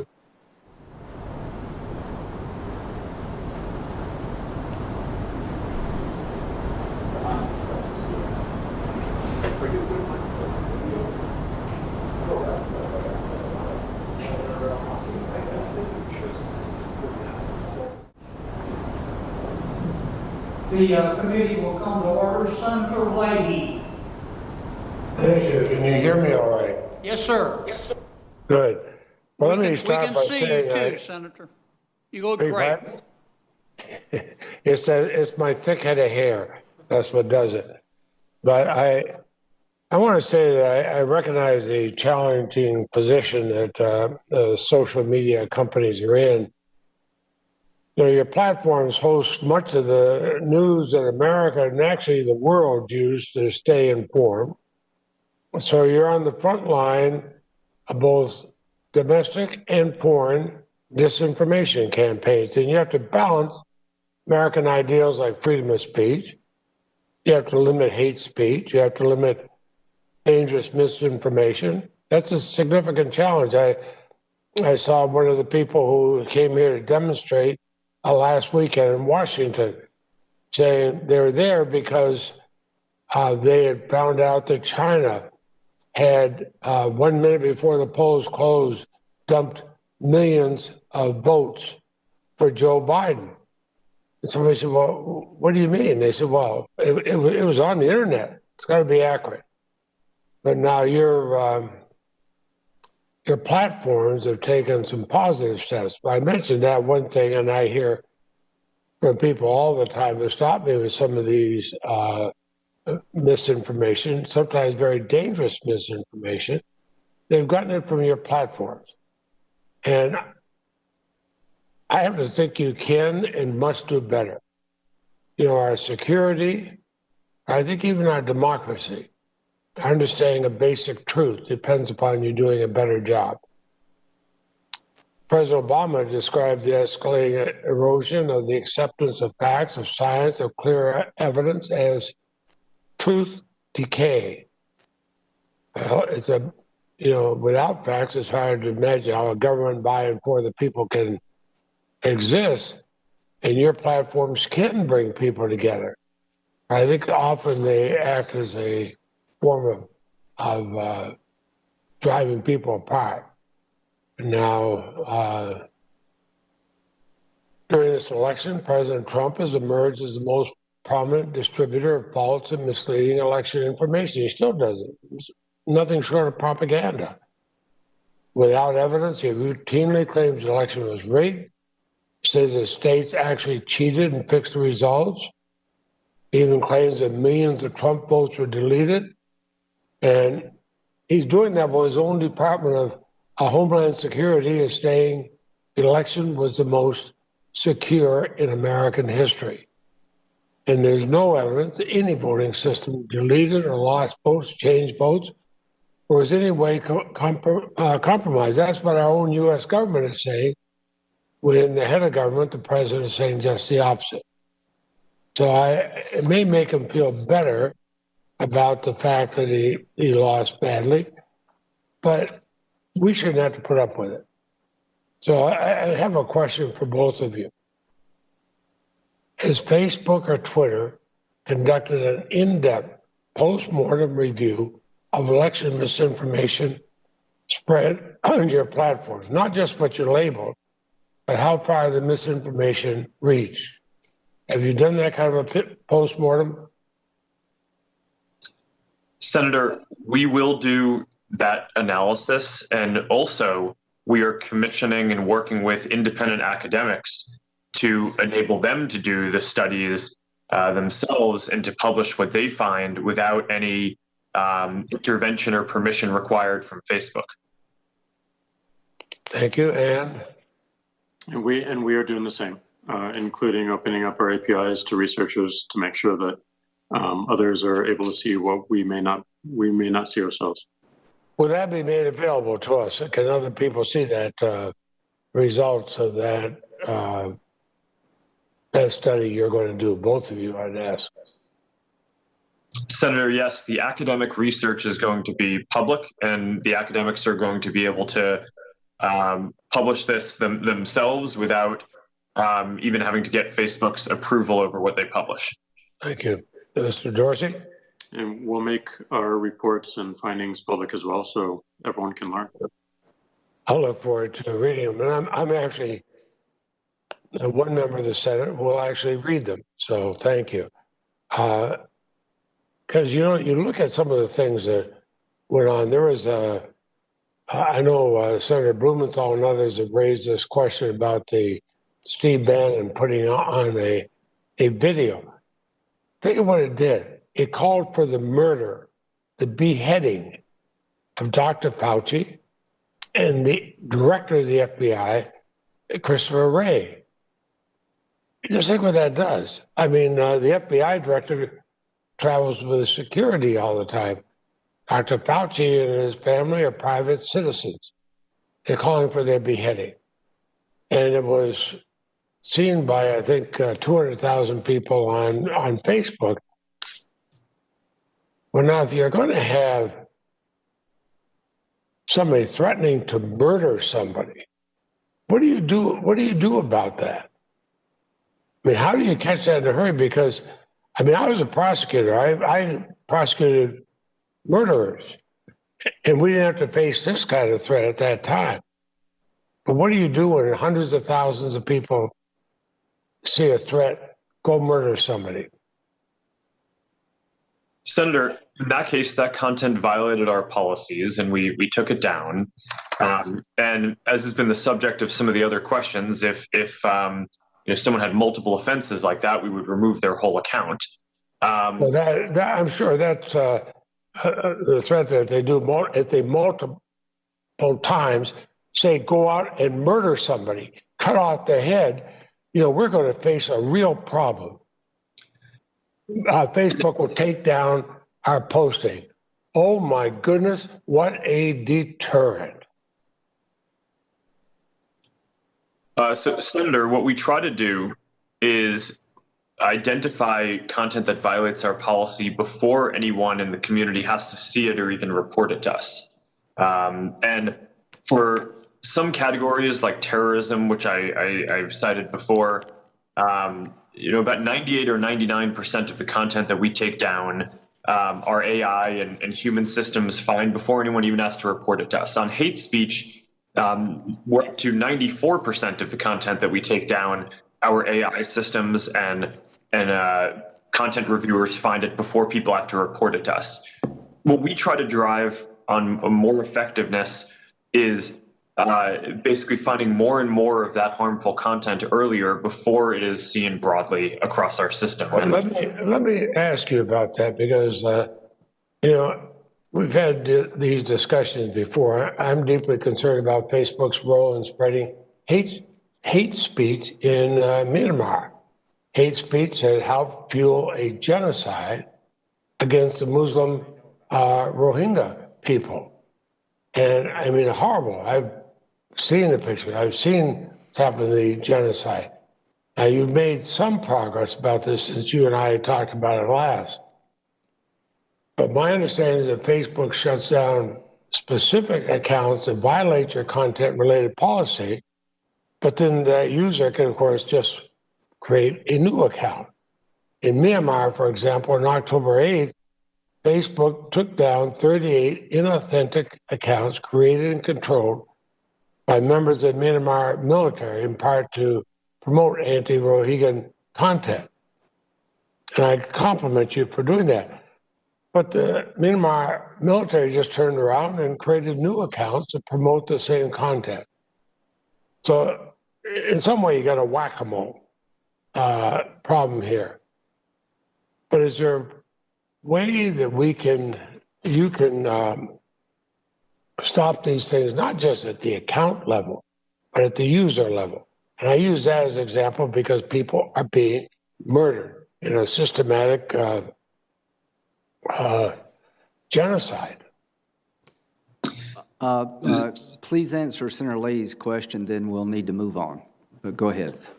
Well, and I'm sorry to take long, but the previous questioner took all his time plus all the time that has been allotted to me. Yeah, no, we're at 2.5 minutes, and let's just wrap it up, but go ahead and answer the question. Senator, you're correctly pointing out that we did disable certain generals in the Myanmar military as dangerous figures, and they are not allowed to sign up for new accounts. But as you point out, these kind of integrity problems are not ones that there's a silver bullet or where you can ever fully solve them. We will always be working to help minimize the prevalence of harm, in the same way that a city will never eliminate all crime. You try to reduce it and get it and have it be as little as possible.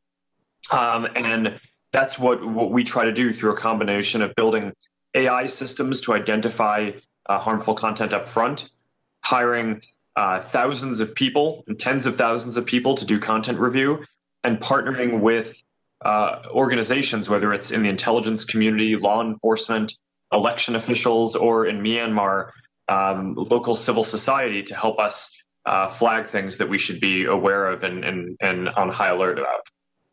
Thank you, Mr. Chairman. I'll have some questions for the record for both of the witnesses. Thank you very much, Senator Leahy. I appreciate that. Senator Cruz. Thank you, Mr. Chairman.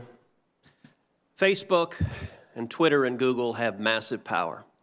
They have a monopoly on public discourse in the online arena. I will say it's dismaying listening to the questions from our Democratic colleagues, because consistently the message from Senate Democrats is for Facebook and Twitter and Google to censor more, to abuse their power more, to silence voices that Senate Democrats disagree with more.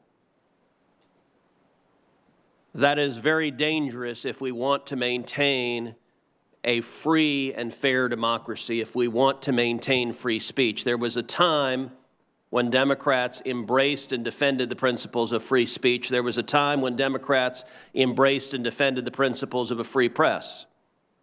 And yet there's an absolute silence from Democrats speaking up for the press outlets censored by big tech. There's an absolute silence for Democrats speaking out for the citizens silenced by big tech. Instead, there is a demand, use even more power to silence dissent, and that's a totalitarian instinct that I think is very dangerous. At the same time that big tech exercises massive power, it also enjoys massive corporate welfare through the effect of Section 230, a special immunity from liability that nobody else gets. Congress has given big tech, in effect, a subsidy while they become some of the wealthiest corporations on the face of the planet. Mr. Dorsey, I want to focus primarily on Twitter and ask you initially, is Twitter a publisher? Is Twitter a publisher? Yes. No, we are not. We distribute information. So what is a publisher? An entity that is publishing under editorial guidelines and decisions. Well, your answer happens to be contrary to the text of federal statute, particular Section 230, which defines an information content provider as any person or entity that is responsible in whole or in part for the creation or development of information provided through the internet or any other interactive computer service. Let me ask you, was Twitter being a publisher when it censored the New York Post? No, we have very clear policies on the conduct we enable on the platform. And if there's a violation, we take enforcement action, and people choose to commit to those policies and to those terms of service. Except your policies are applied in a partisan and selective manner. You claim it was hacked materials, and yet you didn't block the distribution of the New York Times story that alleged to talk about President Trump's tax returns, even though a federal statute makes it a crime to distribute someone's tax returns without their consent. You didn't block any of that discussion, did you? Our policy was focused on distribution of the actual hacked materials. Did you block the discussion of the president's tax return material? And in the New York Times case, we interpreted it as reporting about the hacked materials. Did you block Edward Snowden when he illegally released material? I don't have the answer to that. The answer is no. You haven't used this in a selective manner. Let me ask you, were you being a publisher when you forced Politico, another journalistic outlet, to take down their tweets on a topic that you had deemed impermissible? No. We were enforcing our policy and our terms of service. So on October 15th, Jake Sherman, a reporter at Politico, tweeted the following. I tweeted a link to the New York Post story right after it dropped yesterday morning. I immediately reached out to the Biden campaign to see if they had any answer.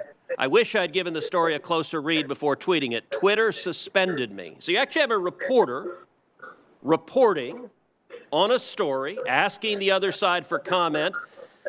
And Twitter says, hi, Jake Sherman, your account at Jake Sherman has been locked for violating Twitter rules. Now, what did the Politico reporter do? Immediately tweets after that, my goal was not to spread information. Well, that's a little worrisome just in and of itself. My goal was to raise questions about the story. Oh, my overlords in Silicon Valley, I was attacking the New York Post. You don't understand, I was attacking them, as I did in subsequent tweets, and see how the Biden campaign was going to respond. They later did respond. And then, not long after, Jake Sherman comes back with, my account is clearly no longer suspended. I deleted the tweet. When Twitter is editing and censoring and silencing, the New York Post, the newspaper with the fourth highest circulation in the country, and Politico, one of the leading newspapers in the country, is Twitter behaving as a publisher when it's deciding what stories reporters are allowed to write and publish and what stories they're not? No, and that account was not suspended. It fell afoul of the hacked materials policy.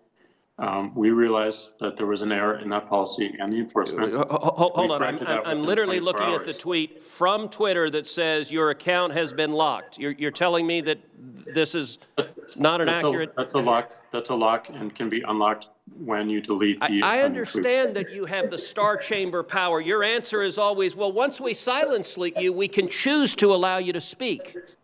But you are engaged in publishing decisions. Let me shift to a different topic. Mr. Dorsey, does voter fraud exist? I don't know for certain. Are you an expert in voter fraud? No, I'm not. Well, why then is Twitter right now putting purported warnings on virtually any statement about voter fraud?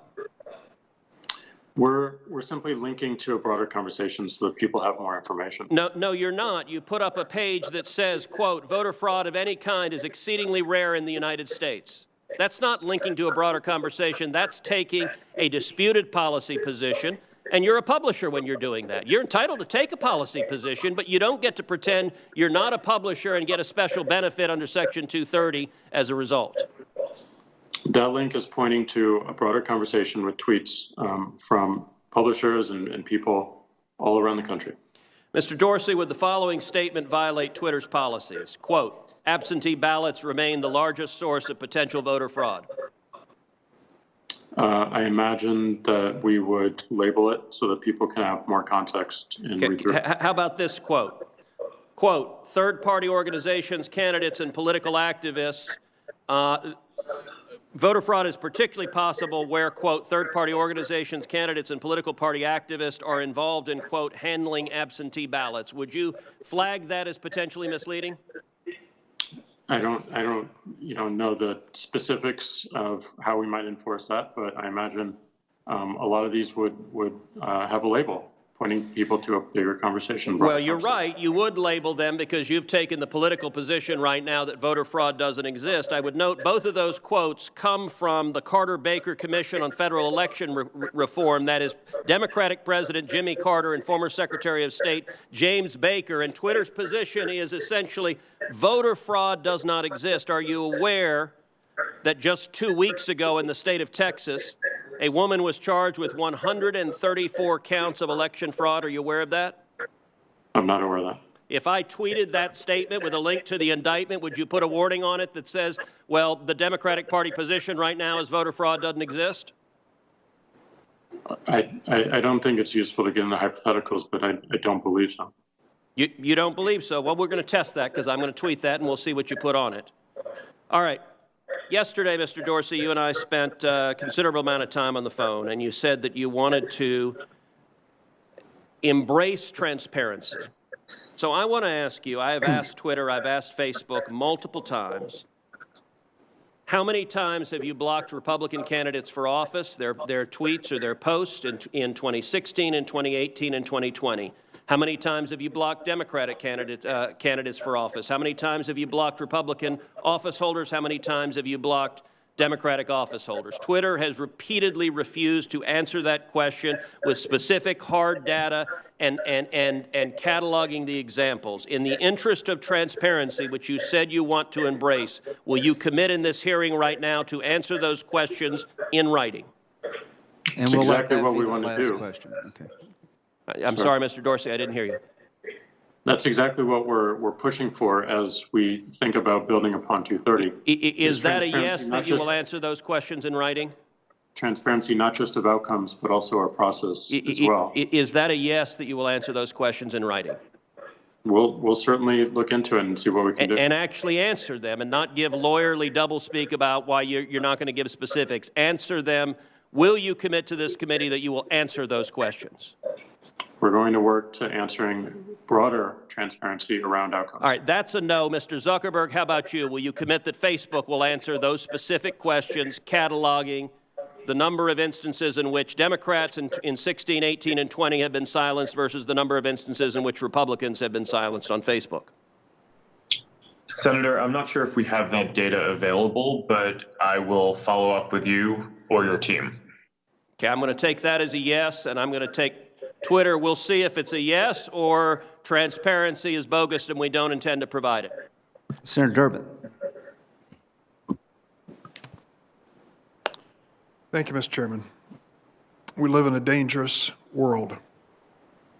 Issues of national security, the worst pandemic, public health crisis in modern times in America, and we are being challenged as to whether there's going to be a peaceful transition of power in America in the presidency. At that moment in time, we decided none of those topics were important. And what was important was to determine whether or not social media was discriminating against Republicans. It's an interesting question. I think there are more important and timely questions. We have a recount underway in Georgia.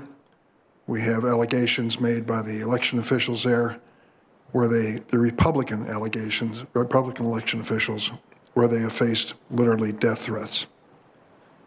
We are trying to determine whether or not the social media instruments of America are fair to the Republican Party. I'm trying to struggle with this issue because I want to put it in a context, and maybe I can't. Maybe this is unique. We certainly know what the Constitution says when it comes to free speech, and we know what it meant over the years. New York Times versus Sullivan and others with publications. We certainly didn't suggest that anyone that used a telephone line for nefarious, illegal, banned activity somehow implicated the telephone company into it by its nature. And then came radio and TV, and we had to come up with new rules in terms of, at one time, equal time, fair content, and so forth. And now we have this relatively new mechanism of communicating information, and we're trying to determine what to do with it. whether to treat it like a newspaper publishing or treat it like some sort of a communications network alone. Section 230 is an attempt to do that, and I'm sure everybody finds fault with it. I'd like to ask the two witnesses if they would comment on the historical aspects of this particular debate, if they have any thoughts. Mr. Zuckerberg. Senator, one of the points in the discussion that I find interesting is people ask if the regulatory model should be more like kind of the news industry or more like telcos. But from my perspective, these platforms are a new industry and should have a different regulatory model that is distinct from either of those other two. I think it is not the case that we're like a telco, and that there are clearly some categories of content, whether it's terrorism or child exploitation, that people expect us to moderate and address. But we're also clearly not like a news publisher in that we don't create the content and we don't choose up front what we publish. We give people a voice to be able to publish things. So I do think that we have responsibilities, and it may make sense for there to be liability for some of the content that is on the platform. But I don't think that the analogies to these other industries that have been created previously will ever be kind of fully the right way to look at this. I think it deserves and needs its own regulatory framework to get built here. Thank you. Would the other witness care to respond? From a historical perspective, 230 has created so much goodness and innovation. And, if we didn't have those protections when we started Twitter 14 years ago, we could not start. And that's what we're most concerned with, is making sure that we continue to enable new companies to contribute to the internet, to contribute to conversation. And we do have to be very careful and thoughtful about changes to 230, because going one direction might box out new competitors and new startups. Going another might create a demand for an impossible amount of resources to handle it. And going yet another might encourage even more blocking of voices, or what's being raised here, which is censorship of voices, and changing the internet dramatically. Go ahead. So I believe that we can build upon 230. I think we can make sure that we're earning people's trust by encouraging more transparency around content moderation and our process of it. I think we need much more straightforward appeals. And I think the biggest point to really focus on going forward is algorithms and how they are managing and creating these experiences, and being able to have choice in how to use those algorithms on platforms like ours. Let me get into a specific, Mr. Zuckerberg. October 10th, Detroit Free Press reported 13 men charged Thursday in a conspiracy to kidnap Michigan Governor Gretchen Whitmer used Facebook and secure messaging apps to connect and plot their attack. The group's use of Facebook spans almost a full year. Members began to use the social media platform as a recruitment tool in November 2019, according to an affidavit by Brian Russell, Detective Sergeant, Michigan State Police. Once recruited, members communicated via a secured encrypting message platform. According to news reports, Facebook alerted the FBI about the Michigan kidnappers' online activity several months before the arrest. Thank goodness. However, in August, a Facebook page for the Kenosha Guard militia, which advocated violence in the aftermath of the shooting of Jacob Blake, was reportedly flagged over 455 times to Facebook. However, the page was deemed non-violating and left up. More than 4,000 people responded to that event. Hundreds of armed militia members showed up. A member of this group, a teenager from Illinois, later shot and killed 2 people on the streets of Kenosha. Mr. Zuckerberg, you described Facebook's handling of this militia page as an operational mistake. Can you explain the exact reason why the Kenosha militia page was not taken down? Senator, yes. And first, and what happened in Kenosha was obviously terrible. What happened here was we rolled out a strengthened policy around militia pages in general. Whereas before that, we would have allowed a group that was a militia as long as it wasn't planning or organizing violence directly. In the lead up to the election, we strengthened the policy to disallow more of those groups because we were on high alert and we're treating this situation as very volatile around potential civil unrest around the election. We just put that policy into place, and for a number of reasons, it had not yet been fully rolled out, and all of the content reviewers across the company hadn't been fully trained on that. So we made mistakes in assessing whether that group should be taken down. But upon appeal, when it was escalated to a more senior level of content review folks who have more specific expertise in these areas, we recognized that it did violate the policy, and we took it down. It was a mistake. It was certainly an issue, and we're debriefing and figuring out how we can do better. Although one other piece that I would add is that the person who carried out the shootings was not in any way connected to that page or linked to any of the content there from anything that we or others can tell. Mr. Chairman, if I could ask one more question.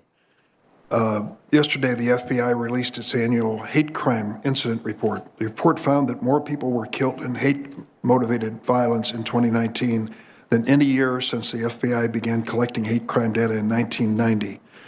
The report also found that race-based hate crimes remained the most common type of hate crimes last year, and documented increase in religion-based hate crimes, anti-Hispanic hate crimes, and hate crimes targeting individuals based on gender identity.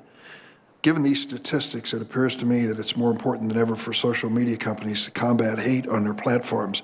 And I might add to one of my colleagues who stated earlier, this is not Antifa, but these are documented hate crimes from FBI.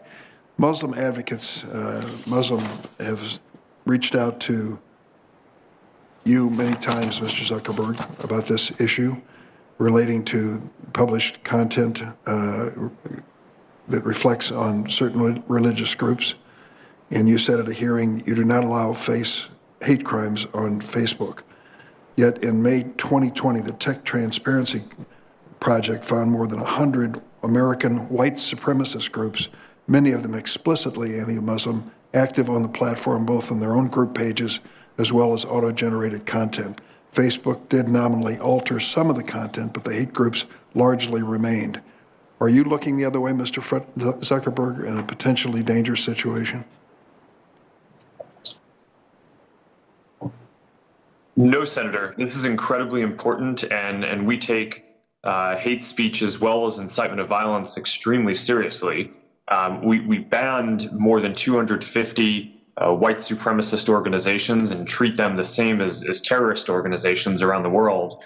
And we've ramped up our capacity to identify hate speech and incitement to violence before people even see it on the platforms. Our AI and human review teams, you can track our results in the transparency reports that we issue, now take down about 94% of the hate speech that we find on our platforms before anyone has to even report it to us, which is a dramatic amount of progress from where we were a few years ago, where when we were just starting to ramp up on this, we're taking about 20% of it down before people had to report it to us. So there's still more progress to make.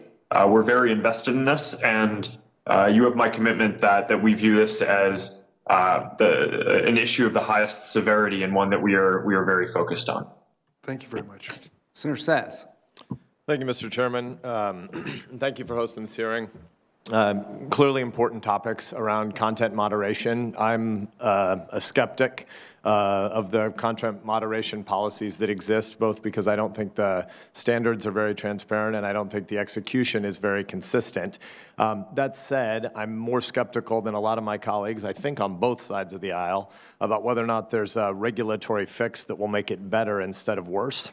I especially think it's odd that so many in my party are zealous to do this right now when you would have an incoming administration of the other party that would be writing the rules and regulations about it.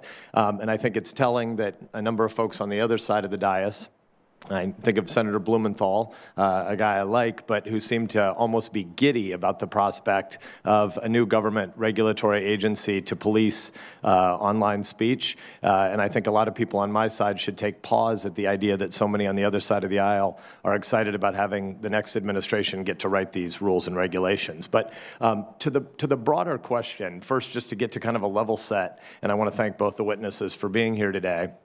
But when Senator Lee lays out some of the issues he did about, just every human community is going to be situated in a different place about policy commitments and priorities and beliefs.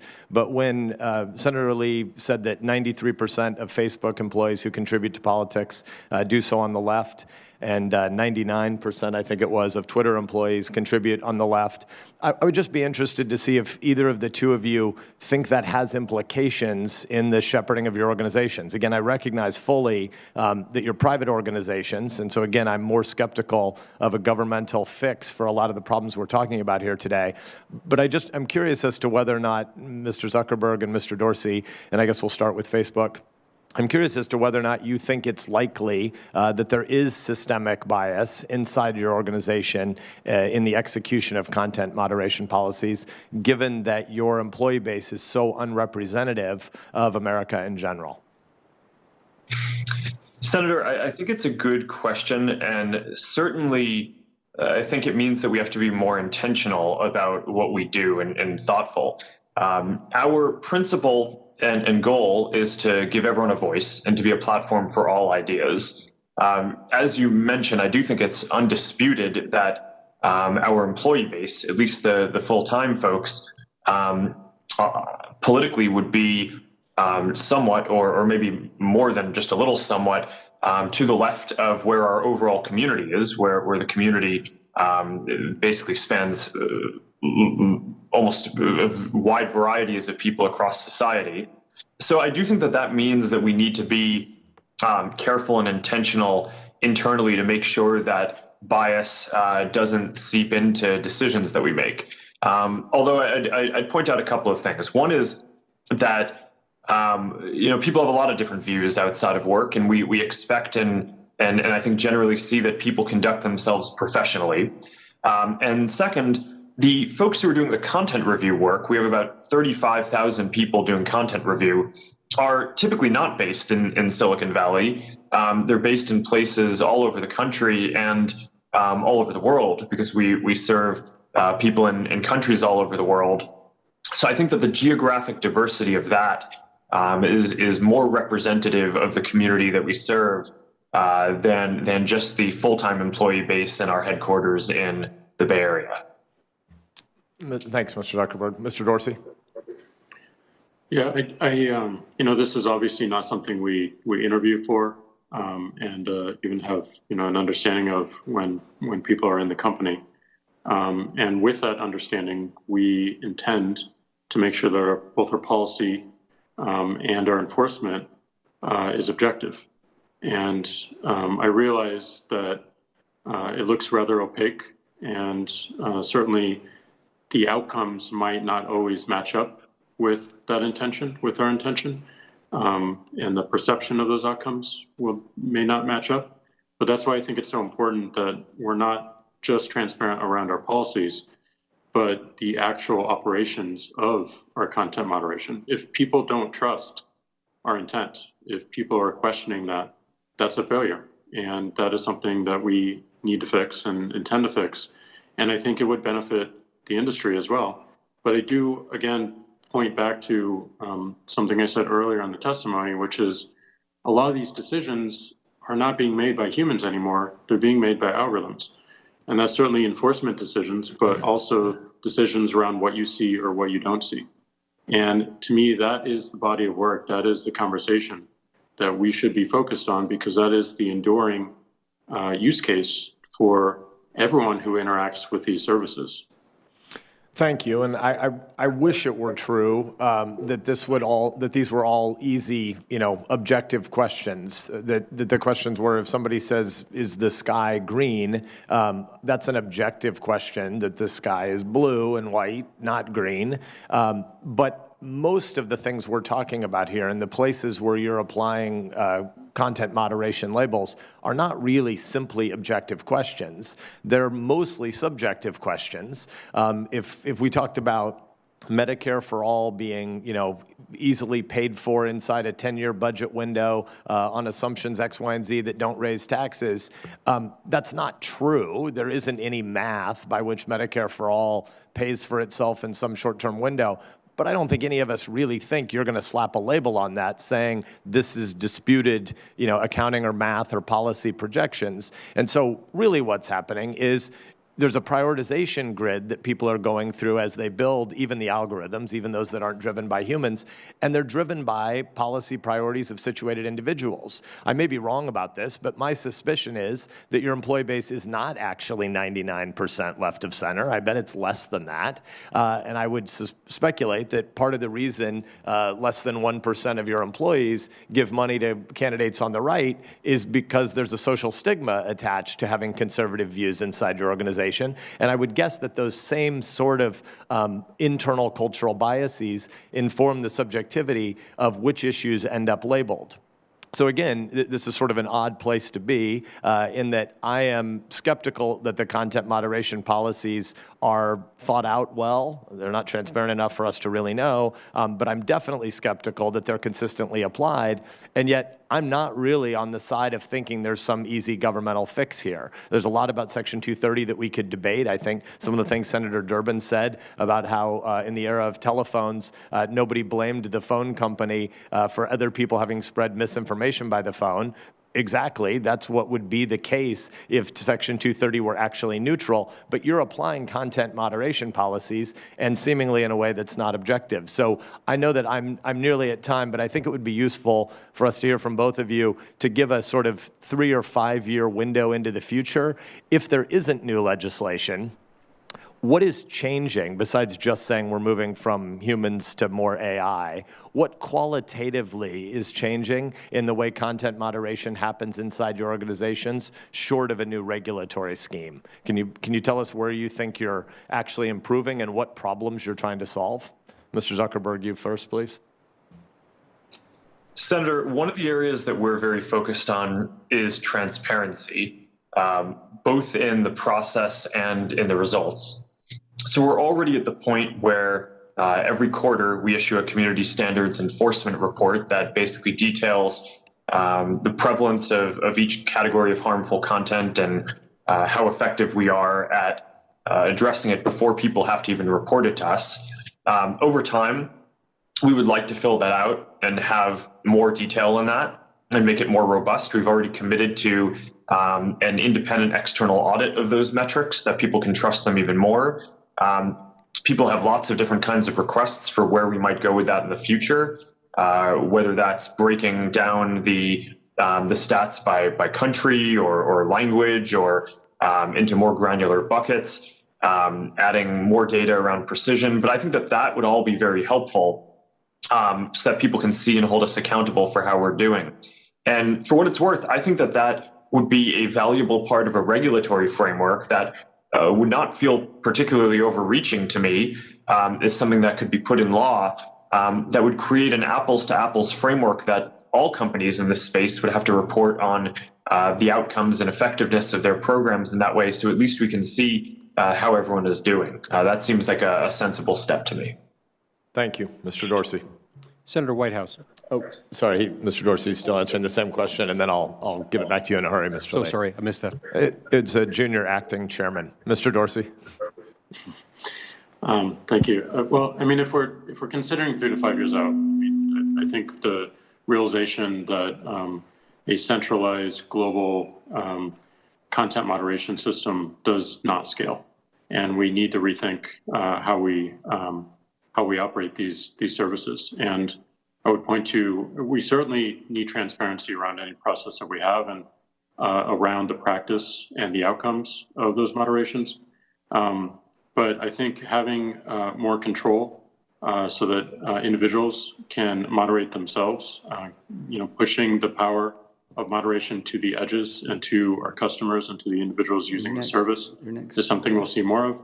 And I also believe that having more choice around how algorithms are altering my experience and creating my experience is important. So being able to turn off ranking algorithms, being able to choose different ranking algorithms that are found, written by third-party developers and somewhat of an algorithmic marketplace, I think is important and a future that would excite and energize us.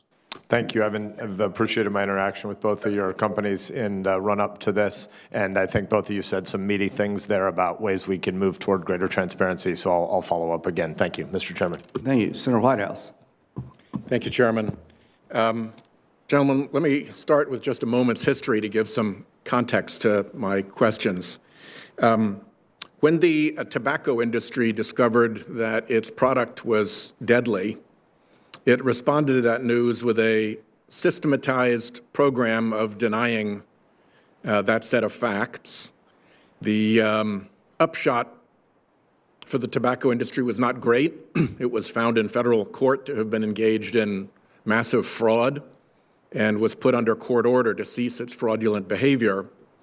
At around the same time, the fossil fuel industry began to run into a similar problem regarding the effects of its product, and it picked up the tobacco industry scheme kind of where it left off, including using some of the same individuals, some of the same entities, many of the same methods as the tobacco industry's denial operation. These are persistent, highly motivated, very well-funded and complex information operations, not unlike a hostile intelligence service would run, and they are quite secretive. And we're now seeing a new form, I guess you'd call it election denial, happening around our country right now. So that's the background that I come at this from seeing, and I'm wondering if each of you see a difference between individual error and basically mass disinformation. Is there a difference between odd people with fringe views who offer personal opinions and an orchestrated plan of deliberate misinformation or disinformation that is driven by motivated interests, whether foreign or domestic?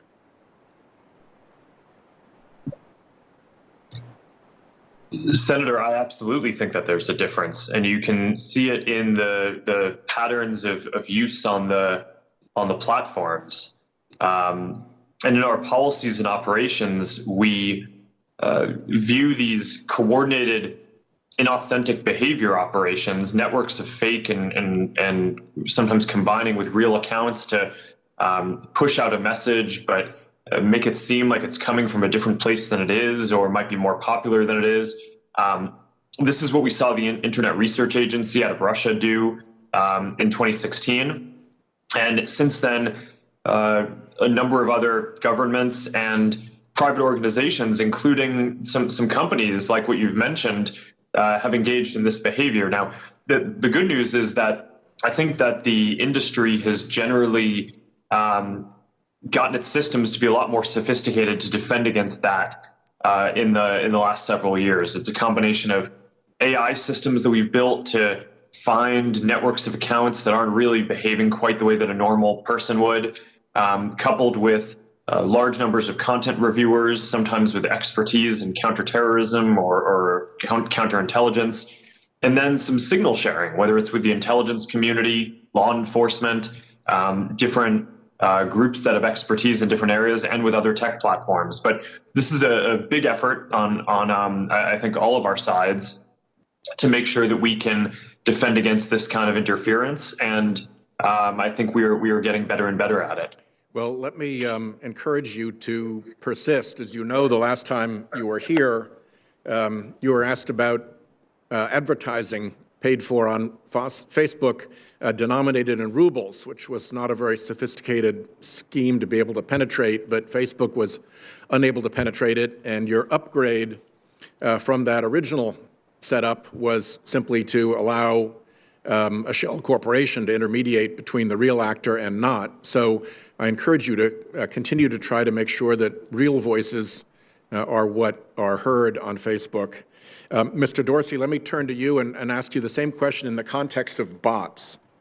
Brown University recently did a study that showed that about 25% of all tweets about climate change are generated by bots. Most of them obviously push out climate denial, as I described that operation. How is Twitter's capacity to identify a bot as opposed to a real customer? Well, to build off your previous question, I do think there's a difference, as Mark said, and I do think there are many coordinated campaigns to manipulate the public conversation, to divide people all around the world, to confuse and generally to distract. And we do have policies and enforcement to prevent as much of this as possible. It is a growing threat, and it shows no signs of slowing down. Bots are one way that entities do this. Sometimes it may look like a bot, but it's actually a human that is organized with other humans for a particular agenda. So it is challenging. We are doing work right now to better identify bots on our service. Let me just interject, Mr. Dorsey, real quick. As a baseline proposition, do you agree that a bot does not deserve a voice on your platform, that it should be actual people and organizations? I don't agree with that as a high level. I think we should be labeling bots so that people have greater context for what they're interacting with. Fair enough. There are plenty of bots on our service that provide function, and I wouldn't want to take that away. Let me ask both of you, and maybe you can supplement this with the answer in writing for the record, because my time is getting short and this is a complicated question. But the question is, when does it matter to Twitter and when does it matter to Facebook to know who the actual entity is who is using your platform?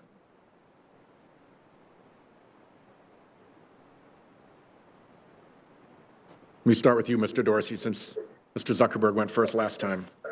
And you can defer to a written answer if you like, because my time's running very short. We'll add to this conversation with a written answer, but I do believe that pseudonymity is important.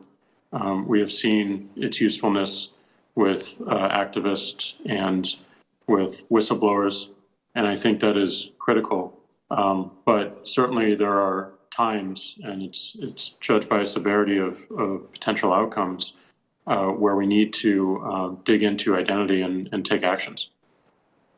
We'll follow up with that, and let me just ask you, since my time has expired, Mr. Zuckerberg, to respond, or have your organization respond in writing. Thank you.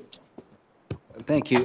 Before we, Senator Whitehouse brought up something very important, and I'm going to add this as directly as I can.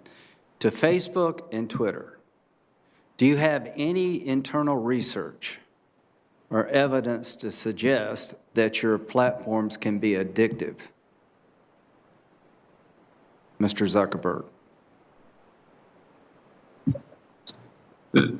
Senator, I think we can follow up with a summary of research that we have, but from what I've seen so far, it's inconclusive, and most of the research suggests that the vast majority of people do not perceive or experience these services as addictive or have issues. But I do think that there should be controls given to people to help them manage their experience better. Okay. And this is something that we're very focused on.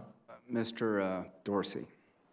I'm not aware of internal research, but we can follow up. But I do think, like anything else, these tools can be addictive, and we should be aware of that, acknowledge it, and make sure that we are making our customers aware of better patterns of usage.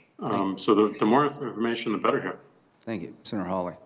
Thank you, Mr. Chairman. In the late 19th century, the heads of the biggest corporations in America, the robber barons, got together and they set rates, they set prices, they determined how they would control information flow, they determined how they get rid of competition. And I'll be darned if we aren't right back there again. Except for this time, you're the robber barons. Your companies are the most powerful companies in the world, and I want to talk about how you're coordinating together to control information. In recent days, my office was contacted by a Facebook whistleblower, a former employee of the company with direct knowledge of the company's content moderation practices, and I want to start by talking about an internal platform called Tasks that Facebook uses to coordinate projects, including censorship. The Tasks platform allows Facebook employees to communicate about projects they're working on together. That includes Facebook's censorship teams, including the so-called community well-being team, the integrity team, and the hate speech engineering team, who all use the Task platform to discuss which individuals or hashtags or websites to ban. Now, Mr. Zuckerberg, you're familiar with the Task platform, aren't you? Senator, we use the task system for, I think it's, as you say, for people coordinating all kinds of work across the company, although I'm not sure if I'd agree with the characterization specifically around content moderation that you gave. Well, let's get into that, and let me see if we can refresh your memory and provide folks at home watching with an example. Here over my shoulder is an example. It's a screenshot of the Task platform in use.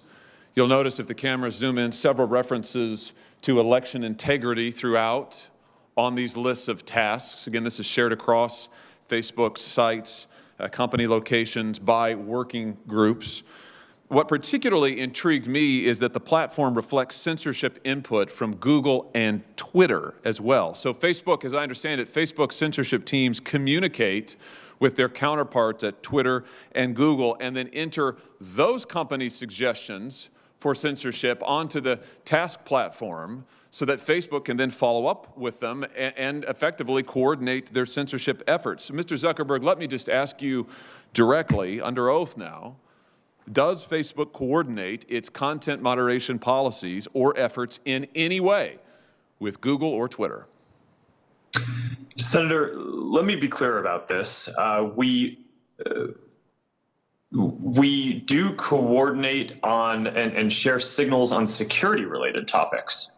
So, for example, if there is signal around a terrorist attack or around child exploitation imagery or around a foreign government creating an influence operation, that is an area where the companies do share signals about what they see.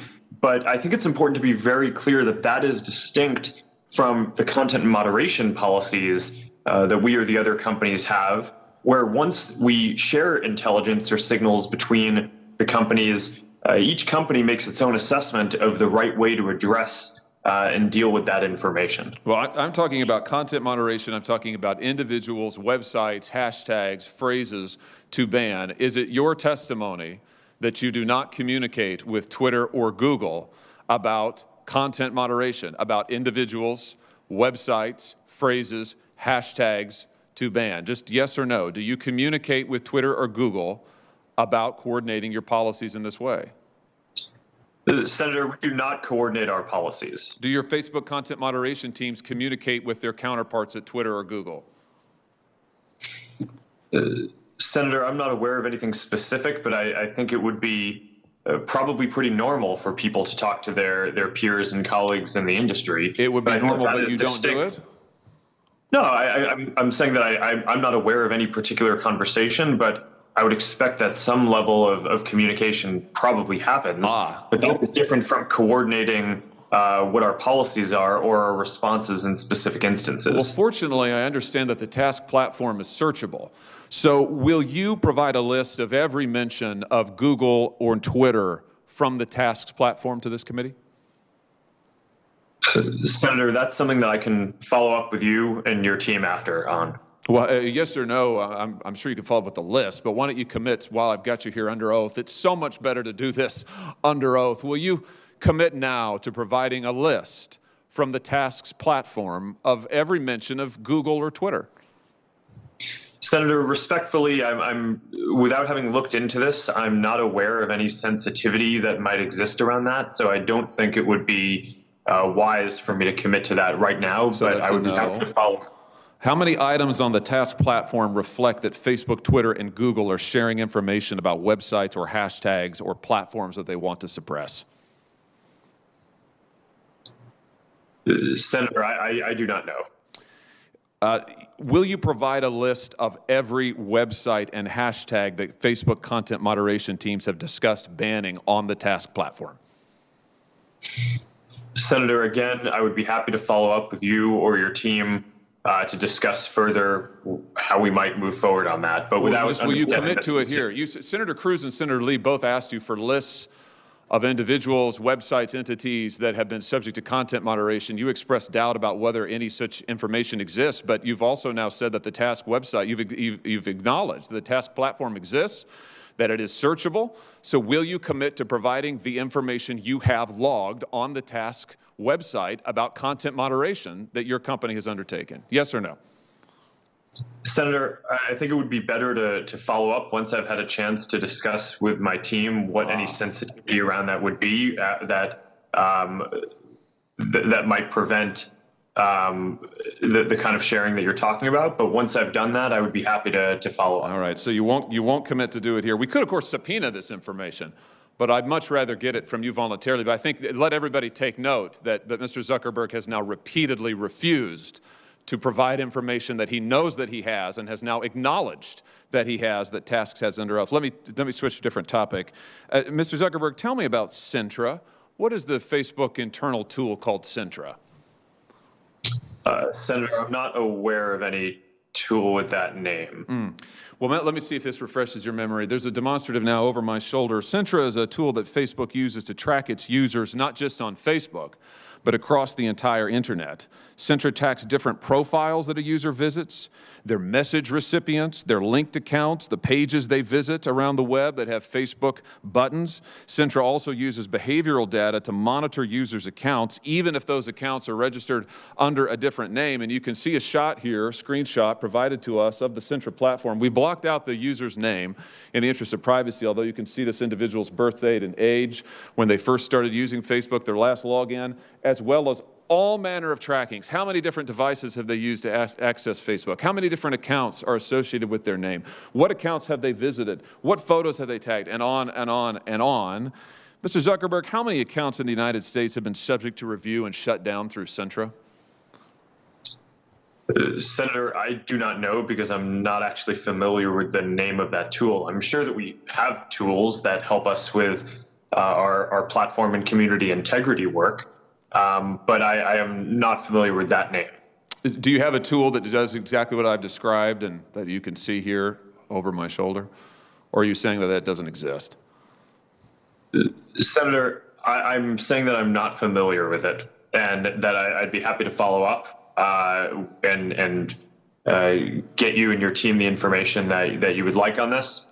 But I'm limited in what I can, what I'm familiar with and can share today. It's always amazing to me, Mr. Chairman, how many people before this committee suddenly develop amnesia. Maybe it is something about the air in the room. Let me ask you this. When a Facebook employee accesses a user's private information, like their private messages or their personally identifiable data, is a record made of that, Mr. Zuckerberg?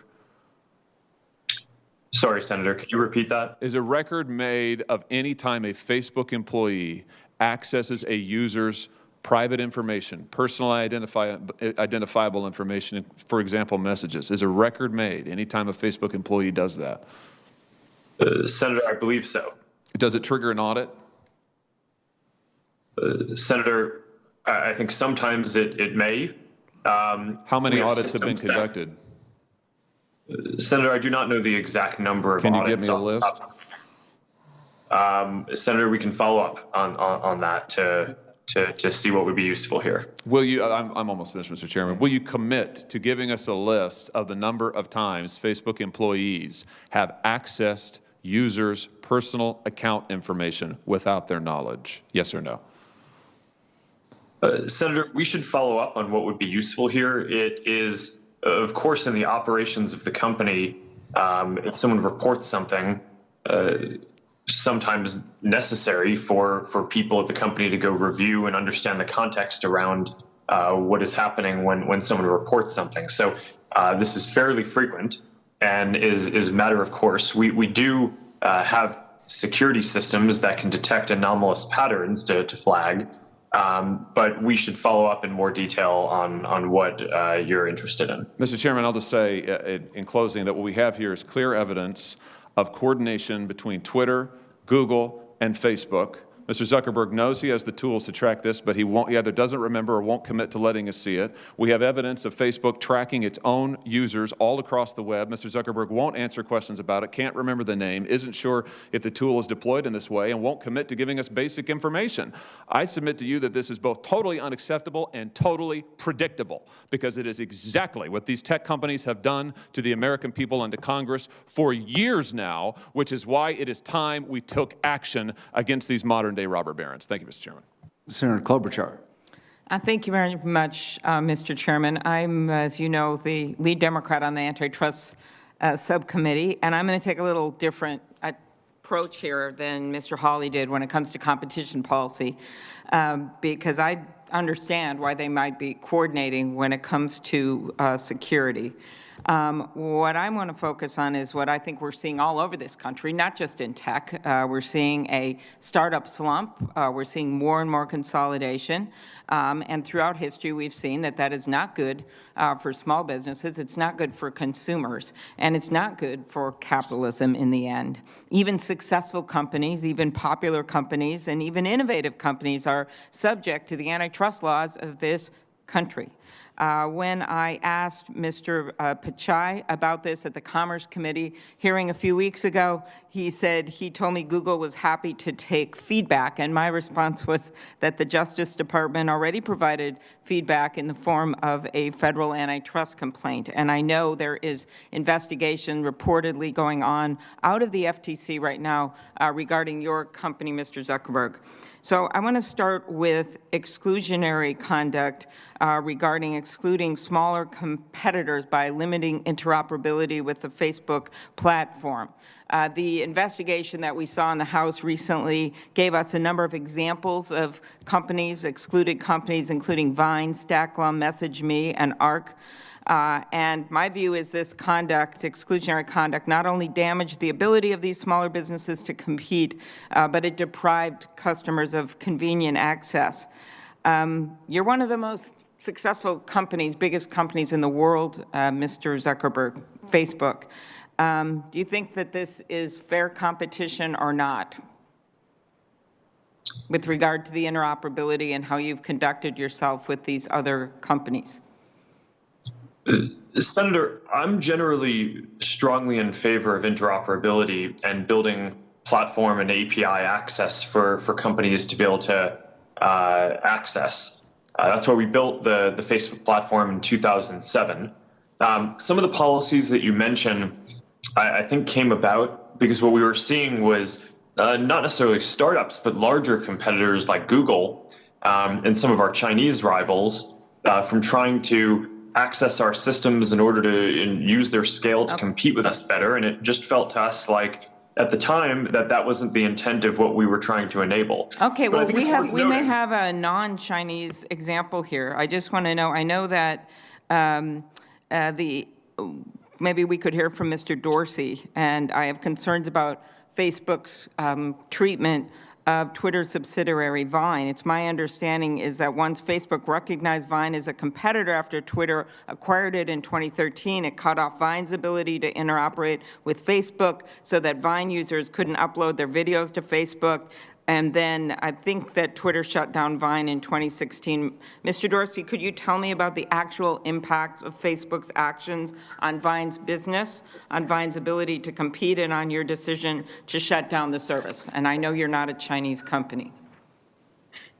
Well, I don't know about the intent on the other side, but I know our own experience was we found it extremely challenging to compete with Vine, and ultimately decided that the ball moved past us and we shut it down.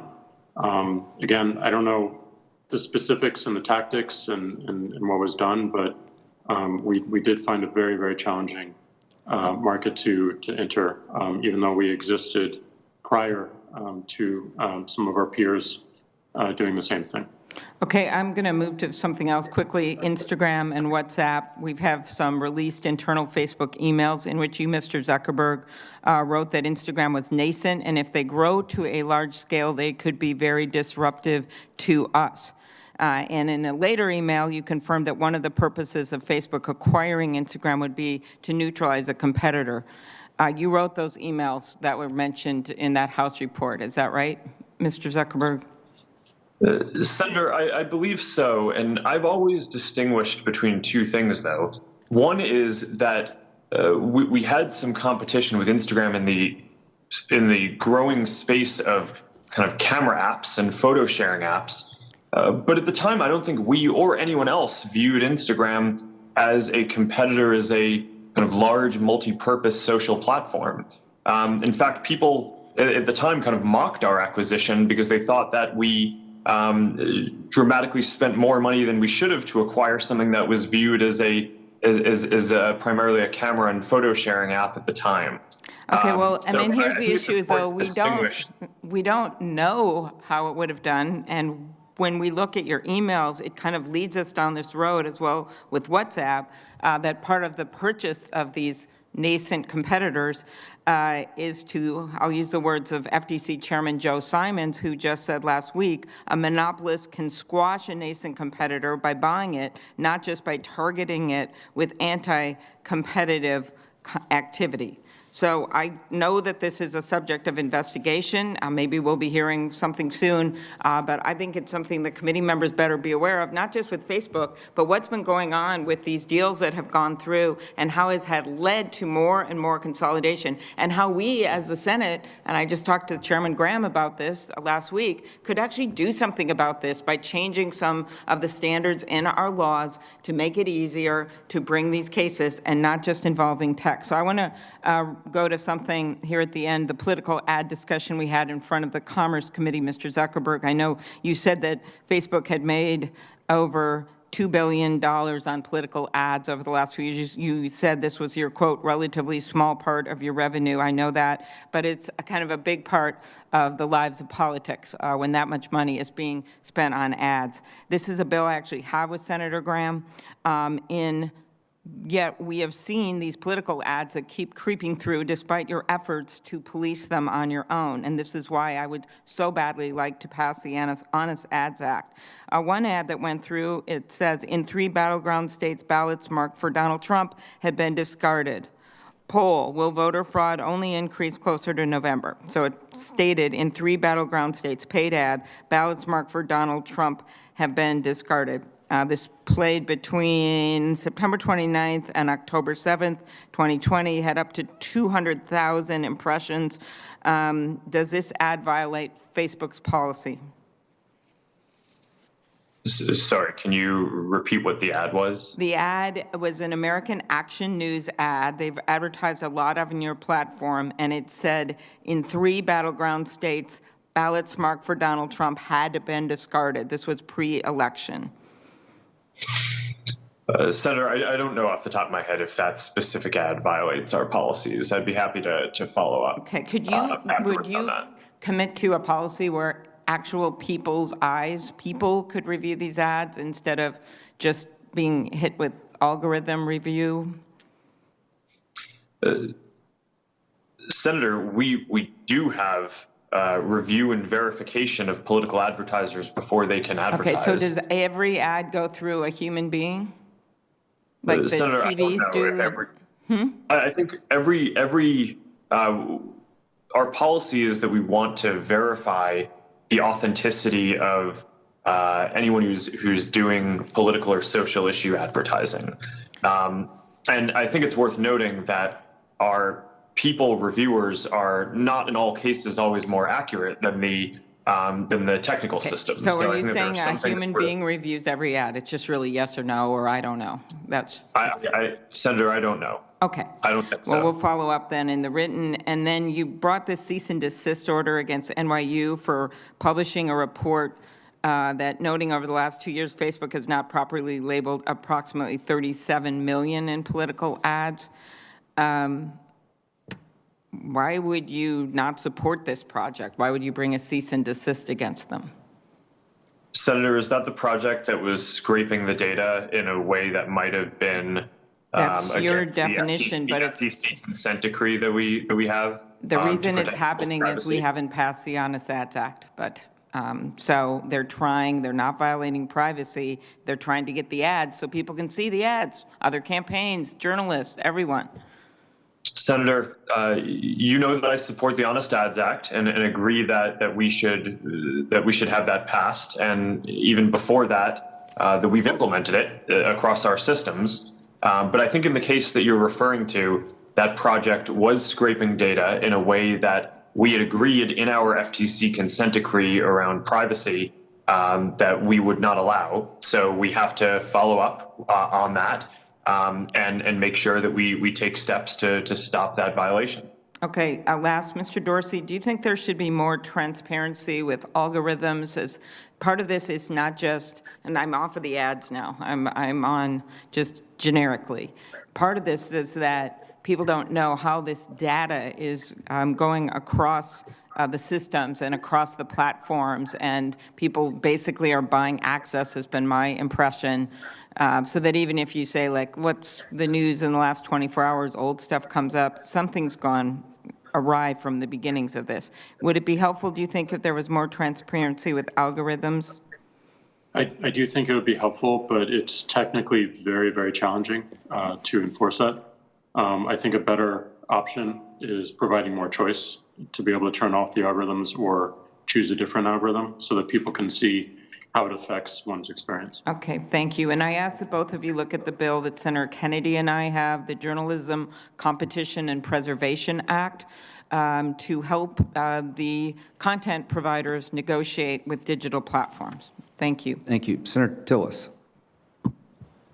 Thank you, Mr. Chairman. Thank you, gentlemen, for joining. Mr. Chairman, I know you've asked the question a couple of times about whether or not these platforms can be addictive. I think they probably can be based on what I've read in one of two ways. They could be just the nature of the personality and engagement in a tool that can that they can somehow relate to. But I also think there's a transactional addiction, and I think you also mentioned social dilemma. I think that's the use of analytics, which I don't criticize among the platforms, but it's the use of analytics to addict you to go down a certain path to produce a certain outcome.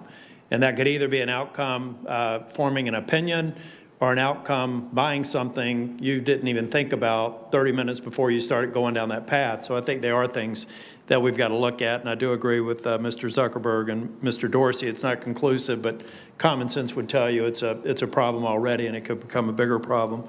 Mr. Zuckerberg, I'd like to go back to the task platform for a minute. When I looked at the screenshot that Senator Hawley put up, it looked a lot like a work management tool. Can you tell me a little bit about that and how many people are actually engaged as users on that platform at Facebook? Senator, yes, thank you. I was a bit surprised by Senator Hawley's focus on our task system because all this is, it's a basic internal project management tool. It's exactly what the name sounds like. It's used by companies, by people across our company thousands of times a day to assign projects and track them. And it's used for all manner of different types of tasks across different people and teams. And do you know roughly how many Facebook either contractors or full-time employees are actually users of the task platform? I think that probably the majority of Facebook employees and people we work with have some interaction with the task system as part of some part of their work. It's basically just a company-wide to-do list. The other platform that Senator Hawley mentioned was the Centra platform. You said you weren't familiar with that one, but I think that is something that would be helpful, maybe as a follow-up, to really understand the nature of that platform.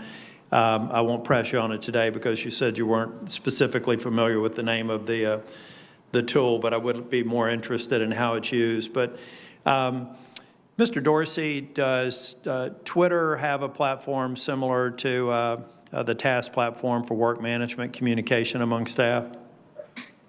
Absolutely. I mean, even the smallest companies use these tools. We use a tool called Jira. Yep. I was involved in implementing these in my time in technology sector, so I could see why you have these platforms. But Mr. Zuckerberg, you mentioned you didn't think there was a systematic coordination between Google and Twitter, but you could conceive of how people in similar professions, may have a discussion, have a relationship, maybe talk about it over a beer. So could you see how the skeptic could see how these platforms could be used across platforms to force certain outcomes? Let's say you had 100 people at Facebook, 100 people at Twitter, and 100 people at Google that all had a political bent. They get together, they share notes, and then they go back and make decisions that could make it appear like it's a corporate initiative, but it could be an initiative by maybe some well-intentioned but misguided staff. Could you at least conceive of that being possible?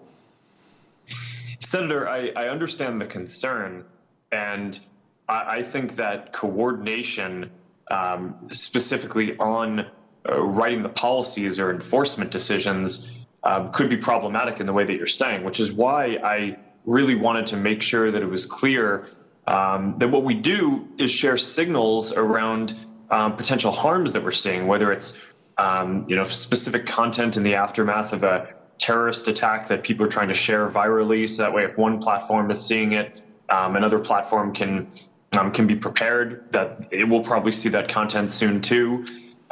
Signals around foreign interference in elections. But I think it's quite important that each company deals with those signals in the way that is in line with their own policies. And that, I think, is very different from saying that the companies are kind of coordinating to kind of figure out what the policy should be. I understand what the concern would be around that, and that's why I wanted to be clear about what we do and don't do there. No, I agree with that. I would find it horribly irresponsible to think that this was some sort of a systematic approach across the platforms, but just with the sheer numbers of people that you all employ now, I could see how some of what's been suggested here in the hearing could actually occur with just small groups of people trying to manipulate certain outcomes. I don't want to get into details there except to know that the task platform, if it's similar to ones that I have experience with, has a lot of logging, has a lot of data to where maybe you could do yourself a service by saying, I hear what's been suggested here, but in analyzing the interactions between groups of people and seeing maybe some aberrations, some people being more active and more geared towards one outcome or another, it could actually help you alleviate some of our concerns with the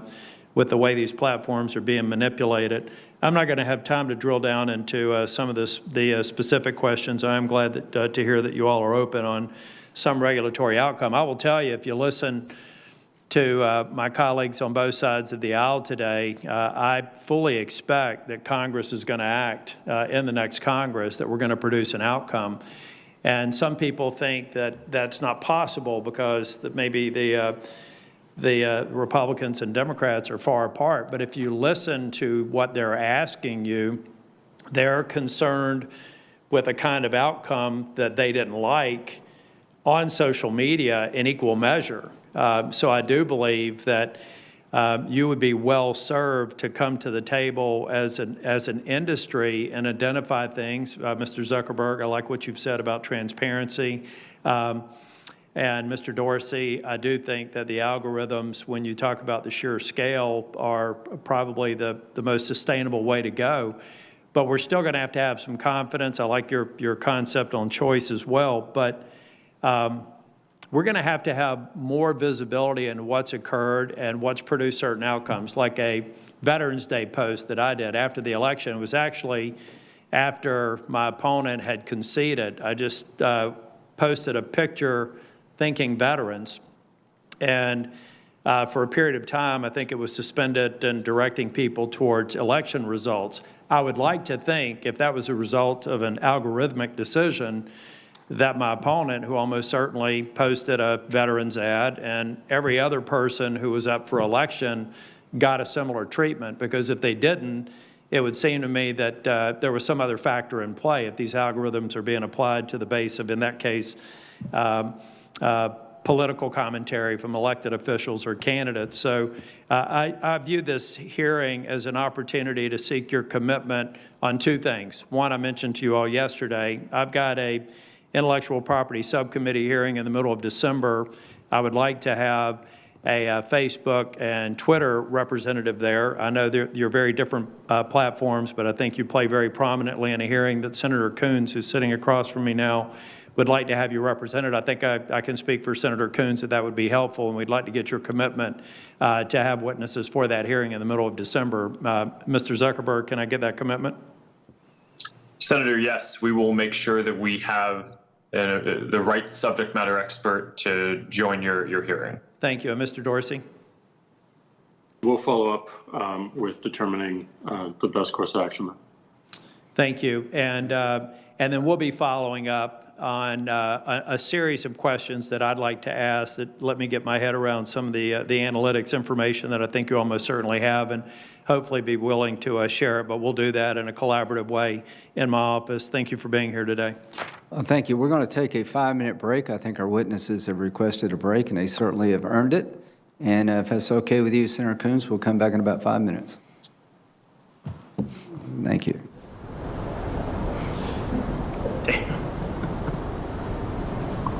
Always, who breaks with the nicest people will always say yes.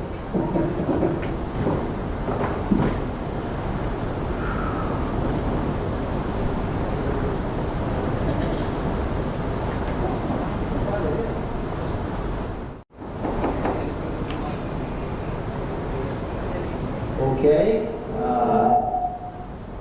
Do we have our witnesses on the other end?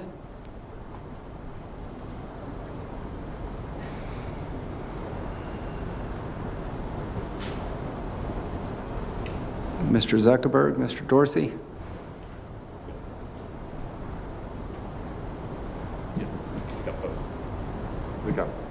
We got both. Thank you. I'm sorry it went so long without a break. Senator Coons.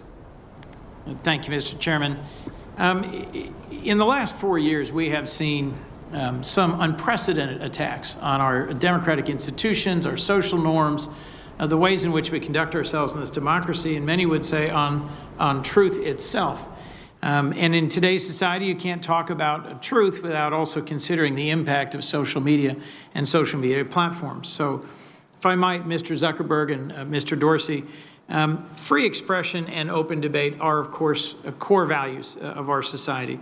But whether you wished for it or not, the inescapable fact is your algorithms, your policies, and your business decisions shape what billions of people across the world and a working majority of people here in our nation understand to be true. That's the case for election integrity, for a potential COVID-19 vaccine, for climate change, for hateful and dangerous stereotypes, and many other critical issues. I also want to recognize that it, in no small part, was the hard work of many, led by your ingenuity and resolve, that built these impressive American companies and revolutionized the way the world communicates. We need that same resolve to reckon today with what must be done to win our society's battle for truth. Mr. Zuckerberg, as you know, yesterday I sent you, along with 14 of my colleagues, a total of 15 senators, we sent you a letter urging Facebook to do more to address hate speech and calls to violence on the platform. We focused particularly on anti-Muslim bias, on an issue that warrants specific attention given the tragic consequences of anti-Muslim hate speech in Myanmar and Sri Lanka, in New Zealand, and right here in the United States. And I appreciate that Facebook has taken actions in response to these issues, but this letter points out why we need better metrics and transparency to actually evaluate your actions. So my colleagues and I urge better enforcement, in particular, of your call to arms policy, which could have made a difference in a recent tragedy in Kenosha, Wisconsin. You and I spoke last week. I appreciated our conversation. Can I count on you to provide specific and written responses to each of the questions in this letter, and then can we discuss them again? Senator, yes, I read your letter, and I commit to getting back in detail with our team to address the important topics that you've raised. And one of your questions that I can actually answer right now, I think it was your second question about reporting in our quarterly transparency reports about the prevalence of hate speech that we find on our platforms. We will actually be adding that metric into our transparency reports this Thursday when we announce our latest round of our latest transparency report. Well, thank you, Mr. Zuckerberg. Let me just make sure I hear you right about prevalence, because that's one of my areas of concern is the absence from the report of the prevalence of hate content. You mean you'll be reporting not just what percentage of hate speech on the platform you're identifying, catching, proactively removing, but the total volume? Senator, that's my understanding is the prevalence of that content is a percentage of content on the platform. And over time, our goal is going to be to get into more detail, which is the subject of some of the questions that you've asked here, as well as we've already committed to an independent audit of the community standards enforcement reports, so that way people can have full confidence in all of the numbers that we're putting out. We've been doing these reports for I think less than a few years now, and we'll continue to flesh them out and add more details. That way, people can apply the appropriate oversight and scrutiny to the work. Thank you. I want to move on for a moment, if I could, about your call to arms policy. You said earlier today that Facebook made an operational mistake in not taking down an event page that called for people to bring weapons to a public park in Kenosha. As I think we all know, there was a tragic incident of vigilantism in Kenosha where a young man brought his AR-15 from Illinois to Kenosha and ended up with 2 protesters dead and 1 injured. You indicated this was because this operational mistake was because Facebook had just adopted its militia policy a week earlier, and contractors without specialized training didn't pick up the violation. And I appreciate your frankness as to that in your answers to questions earlier today from Senator Durbin. But your response to Senator Durbin didn't mention that the event page also violated a separate call to arms policy in place for over a year that contractors aren't tasked to enforce. So I just have to ask as a follow-up, why didn't you before and also today reference the call to arms policy when reviewing what went wrong in Kenosha? Senator, my understanding is that post did not necessarily violate that call to arms policy at the time. The call to arms policy does not prohibit anyone from saying, let's go get our guns and do something. For example, if people are organizing a hunting trip, that's obviously not going to be something that should be against the policies. But what we do on some of these policies, which I think I'm glad to get the opportunity to address this, is some of these are context specific and just require a higher level of context and expertise in the area to enforce. So we don't necessarily have all of the 35,000 reviewers assess every single one of these policies. So I can follow up in more detail if you would like on the call to arms policy and the nuance there specifically, but that's also a bit on how we operationalize these policies. Well, thank you for that answer. I do want to follow up because just facially it seemed to me that this was a violation of your own call to arms policy. But I look forward to that conversation. Mr. Dorsey, if I might, at a House Energy Committee hearing, I think it was 2 years ago, You committed to something that I was just discussing with Mr. Zuckerberg, an independent civil rights audit, but in your case of Twitter. The audit released by Facebook in July has proven invaluable to bringing sunlight to some key areas in which Facebook does need to improve. Will you follow through in your commitment and commission to this independent audit of Twitter?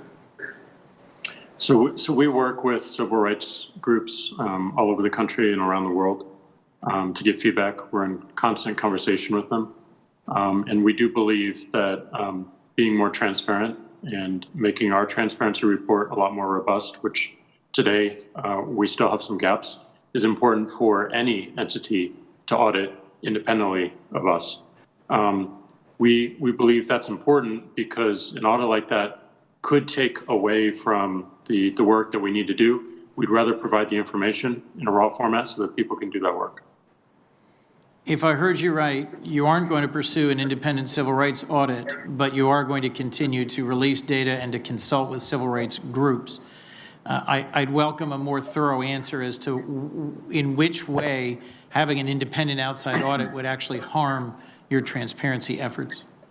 I don't mean it would harm it. I mean that we want to provide enough information so that people can do this work independently of us on their own timelines.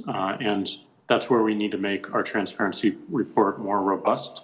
And as I said, we have regular conversations with these groups and take feedback regularly.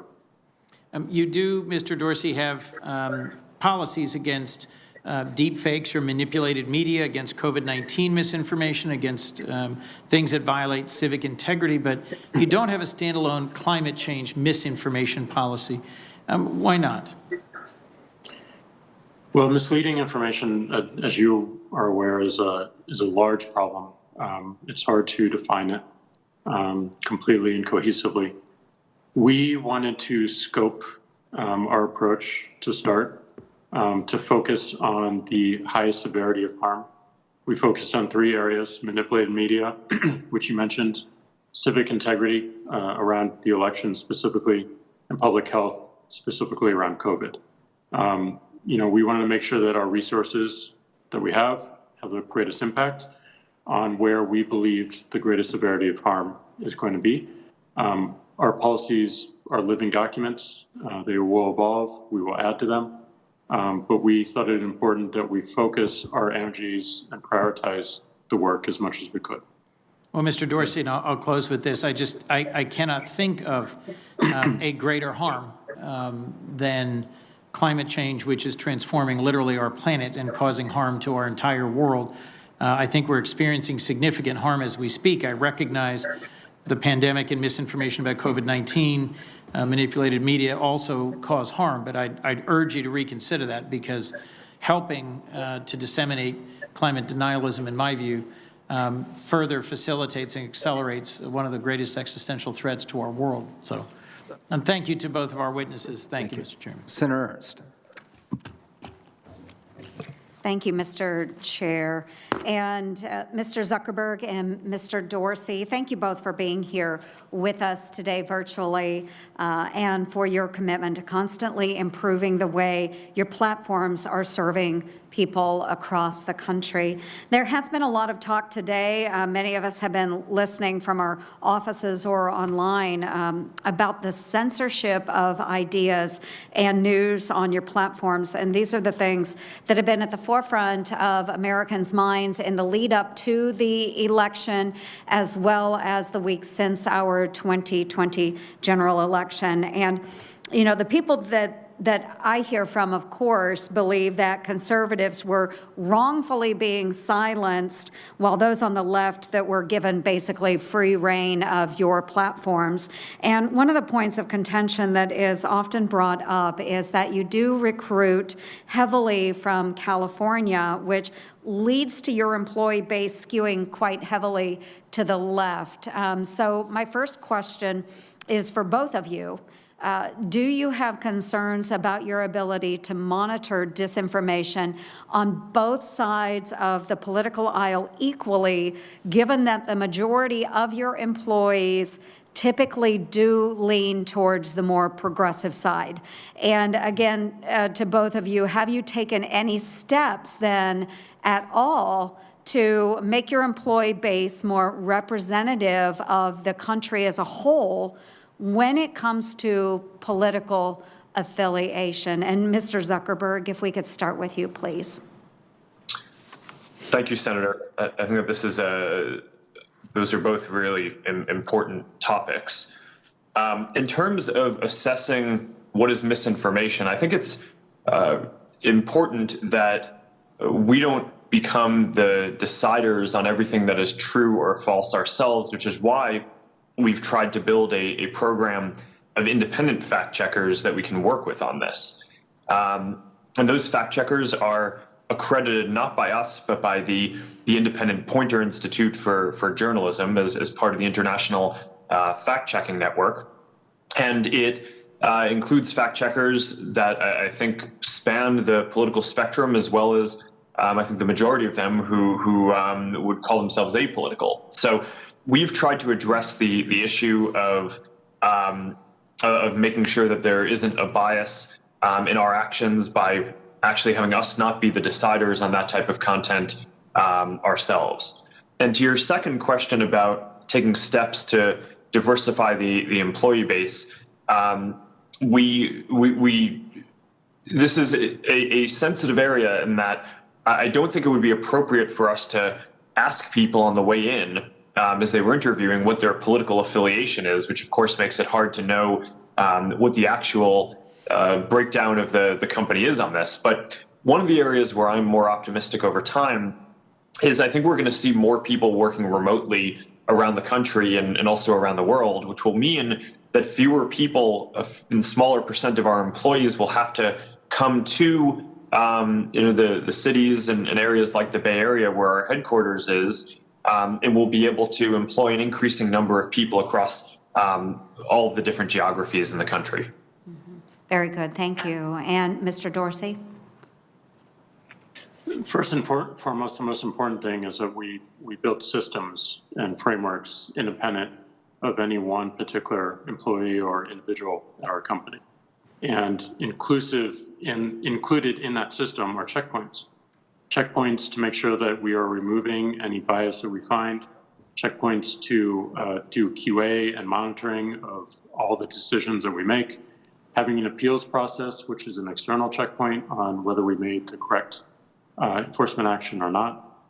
So we want to build something that's independent of the people that we hire, and that is our focus, building a system. Second, like Mark, I'm really excited that we are at a stage where we can decentralize our company even more, that we do not need people to move to San Francisco, that we can hire people all over the country. They can stay where they want to be, wherever they feel most creative.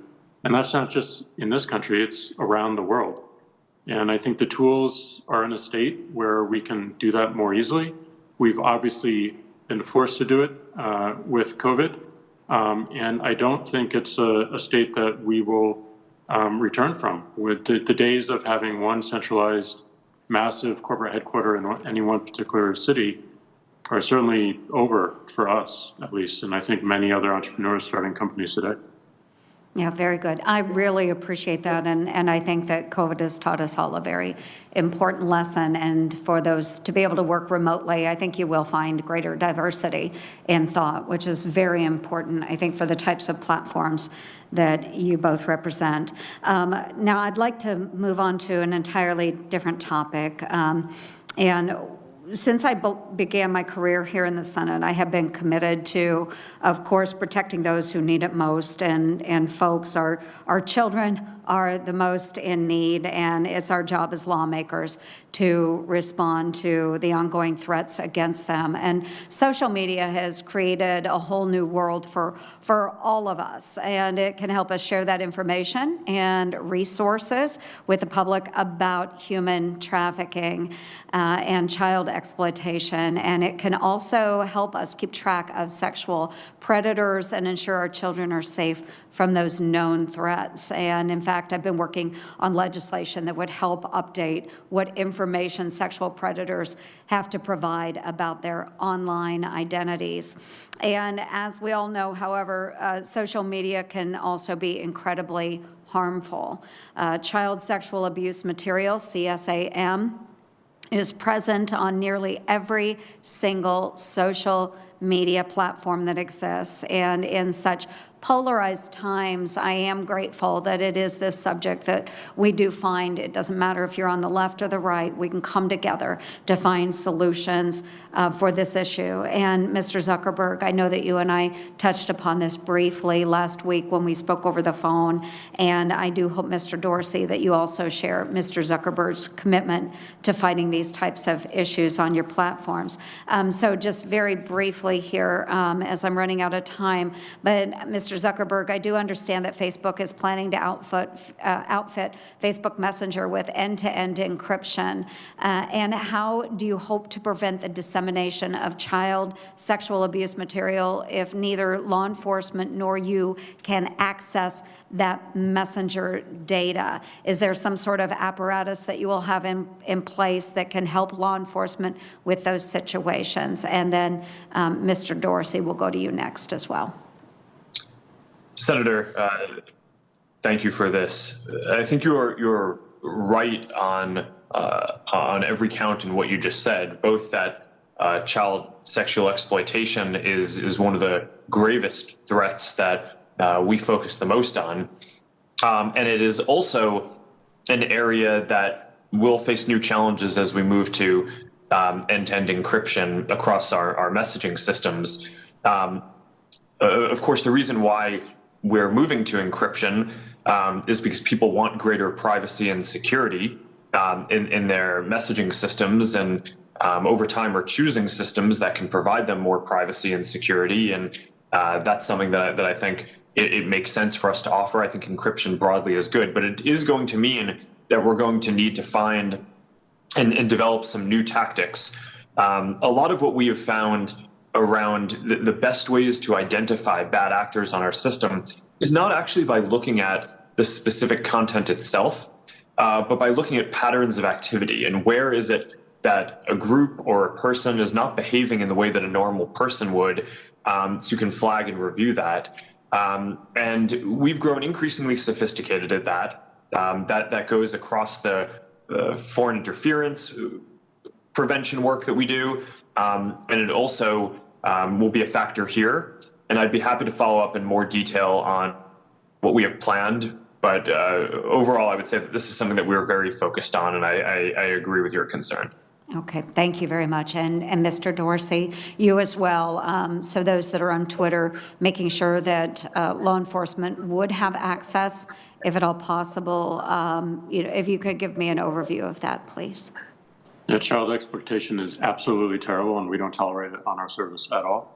We regularly work with law enforcement to address anything that we see, inclusive of the patterns that Mark has mentioned.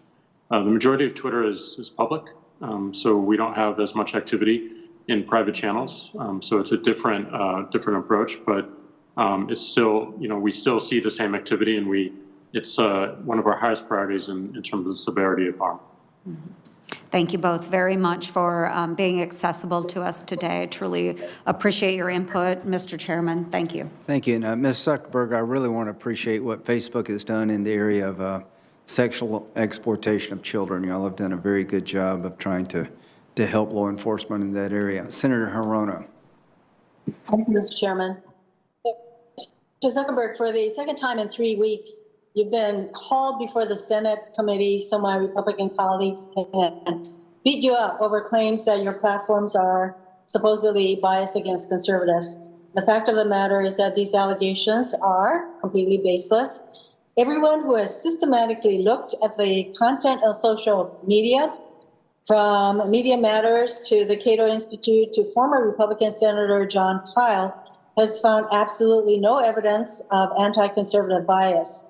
And data from CrowdTangle show that far-right content from the likes of Fox News, Ben Shapiro, David Bongino dominates the daily top 10 most engaged pages on Facebook. So all of these allegations about the fact that you hire or all of your employees are left of center is relevant of nothing. Certainly not relevant of some sort of anti-conservative bias in terms of your content moderation. So the way I see it, this hearing is a transparent effort by my Republican colleagues to work the refs. And unfortunately, in my view, it is working. 2 weeks ago, the Washington Post reported that Facebook has bent over backwards to avoid claims that it was biased against conservatives, and it removed a strike against Donald Trump Jr.'s Instagram account that would have penalized him as a repeat offender. Apparently, one of several strikes removed from the accounts of Trump family members. Pro-Trump super PAC American First Action was allowed to post material rated false by Facebook's third-party fact checkers without penalty. And these are just a few examples. And they are nothing new. In 2019, Facebook included Breitbart, a website described by its co-founder as a platform for the alt-right, as one of its trusted news sources. And early in 2019, Facebook selected the Daily Caller, another site with white nationalist ties, to be one of its third-party fact checkers. And the Wall Street Journal has reported how Joel Kaplan, former Deputy Chief of Staff to George W. Bush, stopped changes designed to make Facebook's algorithms less divisive because the changes would have disproportionately affected conservative users and publishers, according to Kaplan. So, Mr. Zuckerberg, you founded Facebook, a company with a market capitalization of approximately $80 billion, and you control a majority share of the company's voting stock. And Mr. Zuckerberg, I'm really wondering at what point you will stop giving in to baseless claims of anti-conservative bias and start exercising your control over Facebook to stop driving division and actually, to quote you, build community and bring the world closer together, end quote, as you claim is Facebook's mission. My questions to both of you. A recent Harvard study found that President Trump was the single biggest source of voting-related misinformation in the run-up to the presidential election. Since the election, President Trump has only continued the lies on Twitter and Facebook, falsely claiming that he won re-election and that the election is being stolen from him. But the truth is, Joe Biden won the election, as major news networks and the Associated Press have confirmed. In response to President Trump's lies, you have, at most, added a warning label, while still allowing the president's misinformation to remain online. In response to questions from Senator Feinstein, you defended the labels, claiming they point people to a broader conversation around the election. I have serious questions about the effectiveness of these labels, particularly since President Trump and his allies continue to spread their lies. For both of you, what evidence do you have that these labels are effective in addressing President Trump's lies? Response, please. So, and I think Mark mentioned this earlier as well. We are doing a retrospective on the effectiveness of all of our actions through the election. We believe the labels point to, as you said, a broader conversation that people can see what's happening with the election and with the results. We don't want to put ourselves in a position of calling an election. That is not our job. So we're pointing to sources and pillars that have traditionally done this in the past, and that is the intention of the policy. That's the intention of the labeling system. Mr. Zuckerberg?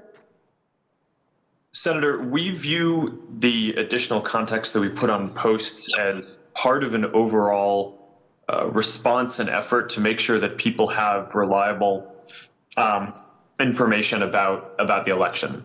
So we don't expect that it's just going to be when people are seeing a post that may be casting doubt on a legitimate form of voting or may have misinformation that we can correct and help people understand how they could really vote, for example. So that's why we put the Voter Information Center prominently on the top of Facebook and Instagram for months leading up to the election, and kept it up afterwards so people can see reporting on the results.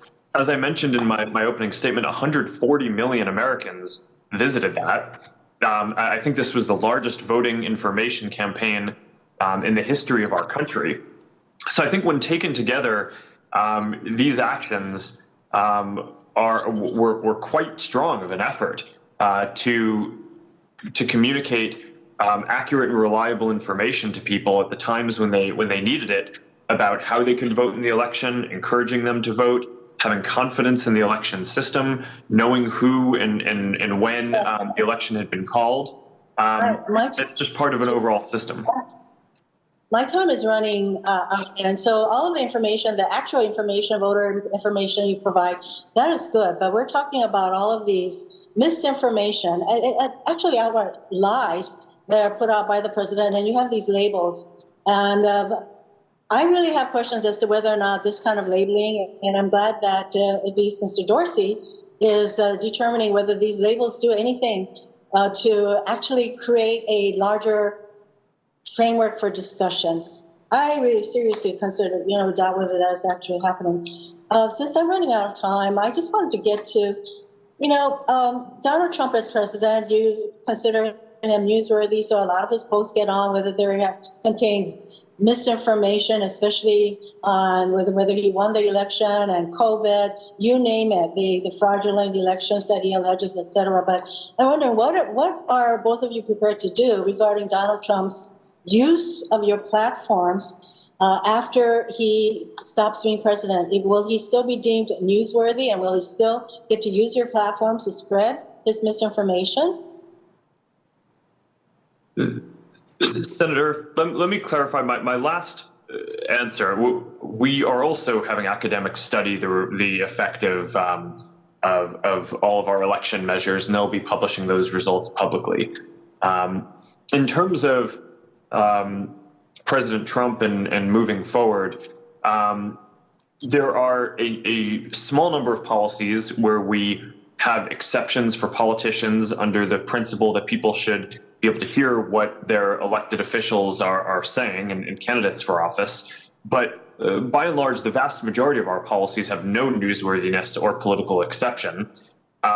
So if the president or anyone else is spreading hate speech or inciting violence, or posting content that delegitimizes the election or valid forms of voting, those will receive the same treatment as anyone else saying those things. And that will continue to be the case. Remains to be seen. Mr. Dorsey? So we do have a policy around public interest, where for global leaders, we do make exceptions in terms of whether if a tweet violates our terms of service, we leave it up, but we leave it up behind an interstitial, and people are not allowed to share that more broadly. So a lot of the sharing is disabled, with the exception of quoting it so that you can add your own conversation on top of it. So if an account suddenly is not a world leader anymore, that particular policy goes away. I am running out of time, but I have, Mr. Chairman, I'd like to enter into the record a number of studies, particularly a November 1st, 2020 article in the Washington Post titled "Trump Allies Largely Unconstrained by Facebook's Rules Against Repeated Falsehoods Cement Pre-Election Dominance," a May 26, 2020 article in the Wall Street Journal titled "Facebook Executive Shutdown Efforts to Make the Site Less Divisive," 3 studies from Media Matters finding no anti-conservative bias on Facebook, and an article by Dr. Francesca Tripodi titled "No, Big Tech Isn't Silencing Conservatism." I would like to enter these items into the record. Without objection, Senator Kennedy. Thank you, Mr. Chairman. Gentlemen, each of you has founded an extraordinarily successful company, and they're both American companies. And I think I would be remiss if I didn't say congratulations. I'm very proud of the fact that it was American ingenuity that did this. I think we can also both agree that both Twitter and Facebook have enormous power as a result of your success. You're not companies, you're countries, at least in terms of power. I want to test a point of view here. I'm not sure I subscribe to it, but I want to get your thoughts on it. Mr. Dorsey, do you believe everything you read? No. Why not? I think it's healthy to have skepticism about everything and have a mindset of verifying it and using as much information as possible to do so. Do you have somebody on your staff who protects you from reading things that they think you shouldn't? No. Mr. Zuckerberg, do you believe everything you read? No, Senator. Why not? Because a lot of things are incomplete or incorrect. So you exercise your own judgment? Yes, Senator. Okay. Do you have somebody on your staff whose job is to filter things that they think you should not be reading?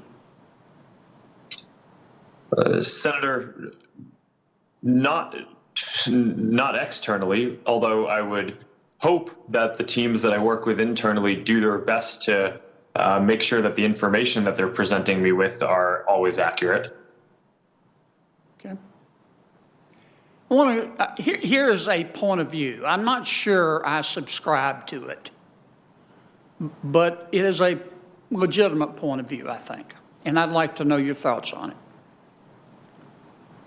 You have both, and this is directed to each of you, you have both Democrats and Republicans upset with you. The Democrats are upset with you, this point of view holds, because they want you to publish, I'm not using that word as a term of art or science here with any special meanings. The Democrats want you to publish stuff on your platforms that they agree with, but they don't want you to publish stuff that they disagree with.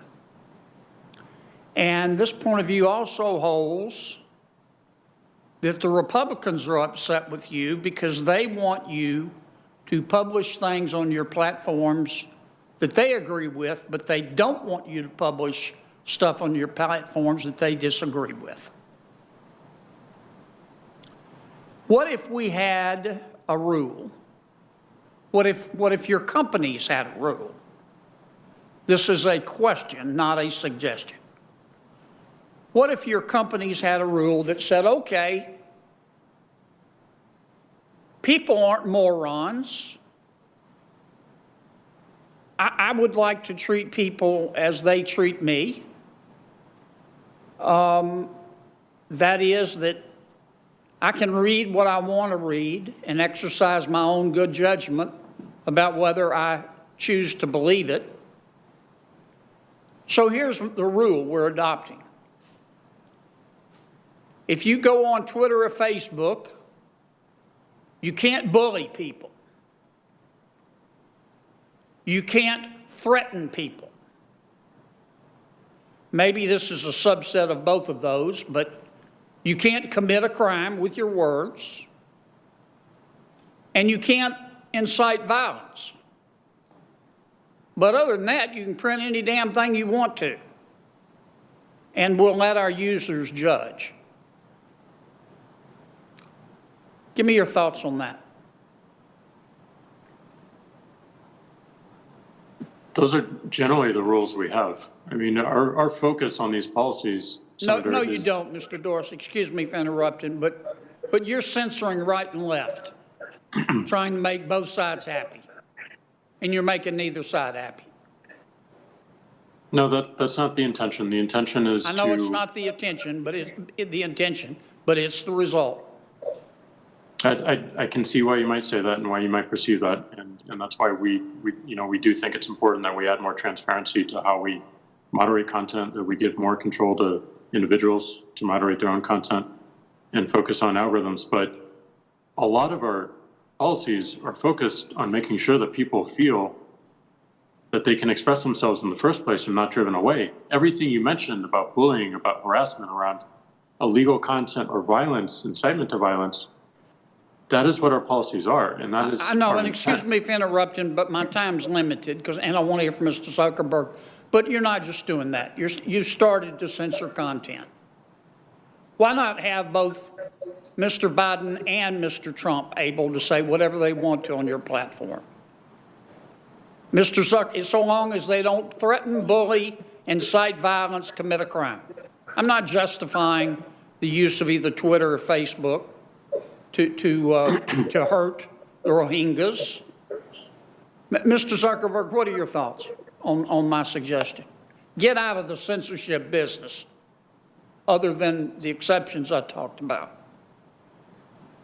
Senator, in principle, I agree with what you are saying, although I think that there are more categories of harm than just the ones that you've mentioned. So, but I think the basic principle behind what you're saying is a definition of free expression that says that people should be able to share their opinions broadly, except if it's going to cause imminent or irreparable harm to another person, which now even the most ardent First Amendment supporters, agree that you shouldn't be able to yell fire in a crowded theater if there's not actually a fire, right? Because that could put people in the risk of imminent harm. So you mentioned terrorism, you mentioned child exploitation and bullying as forms of harm.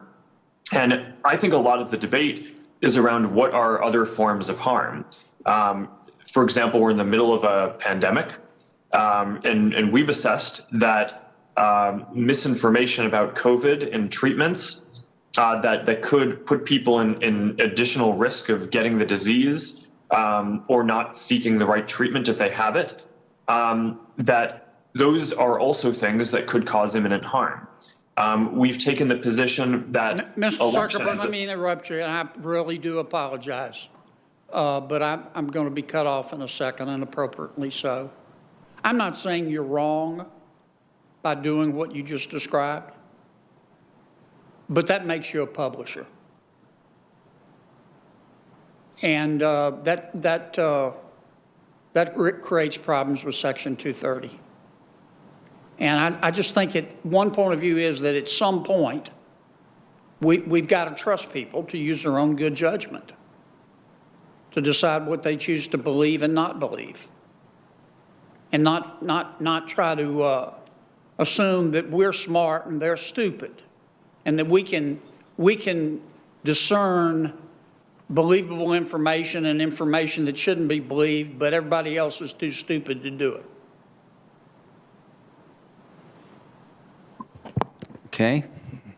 I'm done. Thank you, Mr. Chairman. I think you put your finger on a really, maybe the central issue, Senator Kennedy, is how do we let people make up their own minds without what they're saying, creating violence or threats to others. Very complicated endeavor.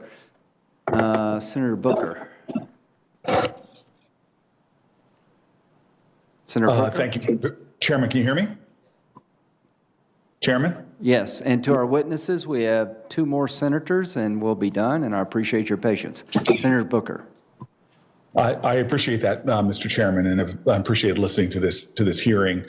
I really want to bring just focus back to what I think is why we're here, which is the 2020 election. And I've been saying in this committee for many months now about the tragic consequences of us normalizing things that should express considerable outrage. There's not a person on this committee on either side that doesn't know who the next president of the United States will be. President-elect Joe Biden and Kamala Harris will be the president and vice president of the United States come January 20th. But what is going on right now is dangerous, and it is a threat to our democracy. For the first time in American history, we are seeing a sitting president of the United States make wild and baseless accusations that undermine the democratic process, that don't just delegitimize it. What the president of the United States is doing is trying to thwart our democracy. As we speak, Donald Trump is waging an all-out war on the truth and our democratic systems.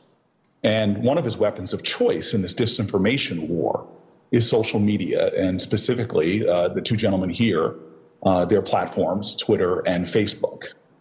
You have the tools to prevent him from weaponizing these platforms to degrade our democracy and our democratic institutions and to cause such damage that even after January 20th, it could be one of the first times that millions of Americans think and believe that this election was what is baselessly being charged by Donald Trump. And so let's be clear on what's happened. Donald Trump's shameful and shameless lies that are persisting about voter fraud and the outcome of this election were some of the most engaged content on social media in the days after the election. By one measure, during the week after the election, his posts on Facebook made up every single one of the top 10 most engaged posts in the United States, and 22 out of 25 of the top most engaged posts in our country. And his number one post, the top of them all, was a false declaration of victory. On Twitter, his tweet on falsely claiming victory was viewed by millions of users. This was and is not just a disinformation campaign by the President of the United States, but literally the most powerful person in our country doing an all-out assault on the constitutional ideal of a democracy that he was sworn to protect. So let's take a step back, because I think this would be bipartisan if we looked at what was happening in another country. If we saw, and I'm on the Foreign Relations Committee, and I know how we come together on issues like this. If a strongman leader of a democracy had denied his loss in an election, in a democratic election, made consistent and constant baseless claims about fraud, if he fired military leaders while his foreign minister talked about a smooth transition of the defeated leader's next term, even potentially in jest, any government looking at this situation, including ours, would be putting out statements urging calm and calling for the peaceful transition of power, for the rule of law, for the honoring of democratic norms and traditions. And so we're seeing concrete consequences right now of President Trump's rhetoric. We are actually in the midst of the fourth largest mass casualty event in American history. This is not just something that should not be treated with calm and normalcy, but we all, people who believe in this country, should be standing up and talking about the consequences. We have his political appointee, the General Service Administrator, refusing to designate Joe Biden as president-elect and provide the transition team the resources mandated by federal law. It was not that long ago that the 9/11 Commission said that one of the things that undermined our ability to meet the terroristic threats to our country happened because of a transition that was undermined, or a transition that did not happen in the normal course. President Trump's actions since Election Day should shock all of us who care about the welfare of our democracy, who care about our norms. And I hope the platforms here can maintain the highest levels of vigilance. And so to the gentleman before us today, I'd like to ask specifically, have you taken any steps to modify your platform's algorithms to ensure that blatantly false election disinformation posted by election officials, and specifically the most powerful person in the United States, Donald Trump, isn't amplified, that his posts that might get a lot of interactions that are dead wrong don't somehow get boosted by your algorithms? If you could both respond to that as quickly as possible.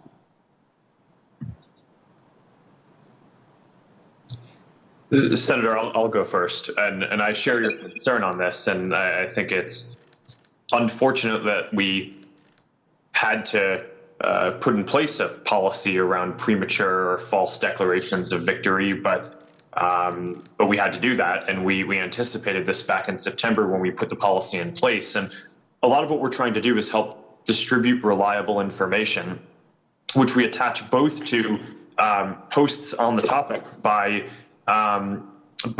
President Trump or any of the other candidates or elected officials who are talking on the subject.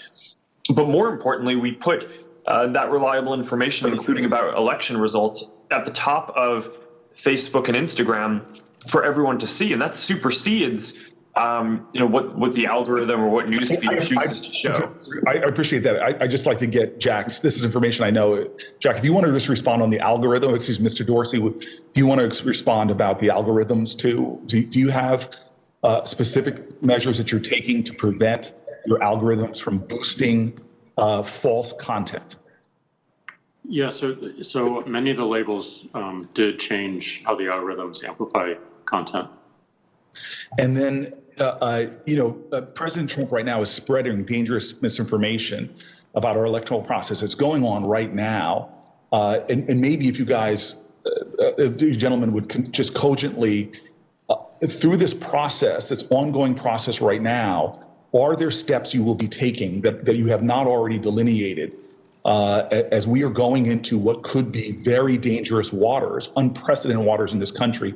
Is there any additional steps that you will be taking right now in the coming days or weeks to stop the further amplification and undermining of our democracy? We are heading potentially, depending upon the behavior of a president who's shown himself to be erratic. Are there steps that you were prepared to take in the coming days and weeks to address this misinformation that we are seeing is coming in an unrelenting manner?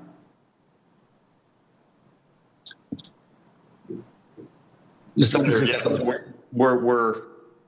this is unfortunately an eventuality that we planned for, and we've taken a number of steps, not just including the fact-checking program that we've set up broadly, but we stopped recommending all civic and political groups as an example because of the risk of misinformation or harm growing there.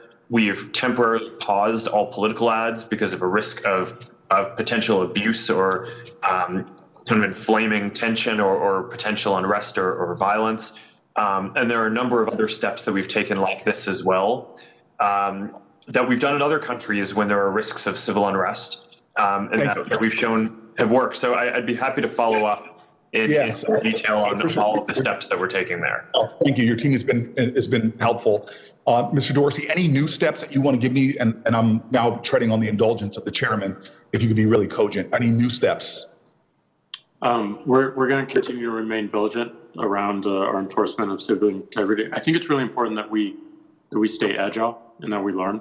So we need to learn about the effectiveness of this work and how to carry it forward.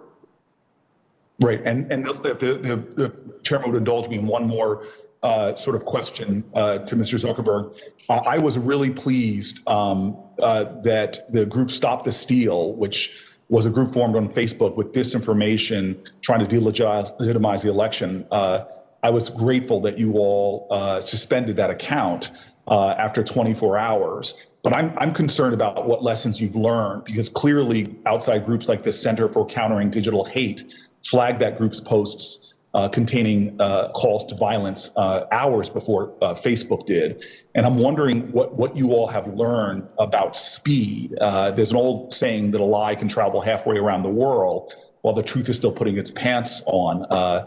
What does Facebook really factor in terms of speed and trying to combat surges of disinformation about this group? And maybe another example, an additional sort of addendum to that question, Mr. Zuckerberg.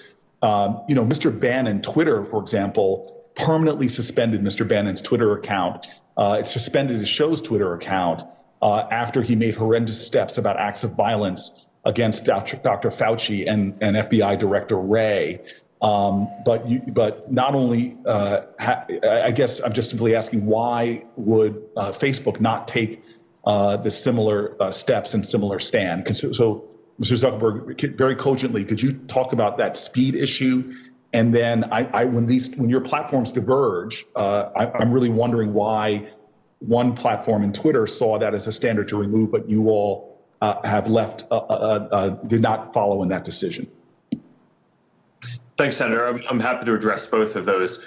On speed, you're certainly right that that's important. And part of what we focus on is figuring out which types of messages or things are going to go viral quickest. Because it's not just about trying to get to everything within, in 5 hours, for example.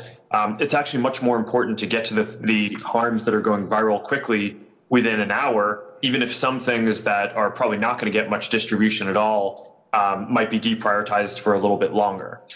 So I think making sure that we stay on top of what are the hashtags, what are the groups, what are the messages, who are the bad actors who are trying to spread this content.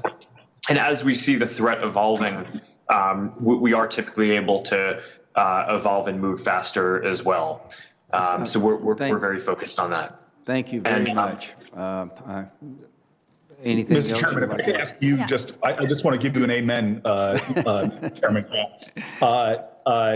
The second part of that question I'd love to get on the record, but I just want to say to you, you mentioned earlier, and I know you said that Chairman Graham will be chairman again, but I think you really said something really important earlier about the effects of social media platforms on our kids. I can cite many studies, like the University of Pittsburgh, who said that kids are on social media have about twice the rates of eating disorders and image concerns. I just would really say, and I know that two gentlemen there would welcome the opportunity to come and discuss that perhaps with other experts, but there's something really going on in terms of the self-esteem, well-being, and even flourishing of our children who are deeply affected by these platforms. Whether you want to use a technical term like addiction or not, there's enough evidence that these platforms and children's engagement on them is causing heightened levels of a sort of a deleterious effect on their well-being. And I'd love it if we could do such a hearing sometime soon. We will follow up into the Every Patient Center Blackburn. Thank you very much. Thank you, Mr. Chairman. Last but certainly not least. That is correct, and I appreciate that. And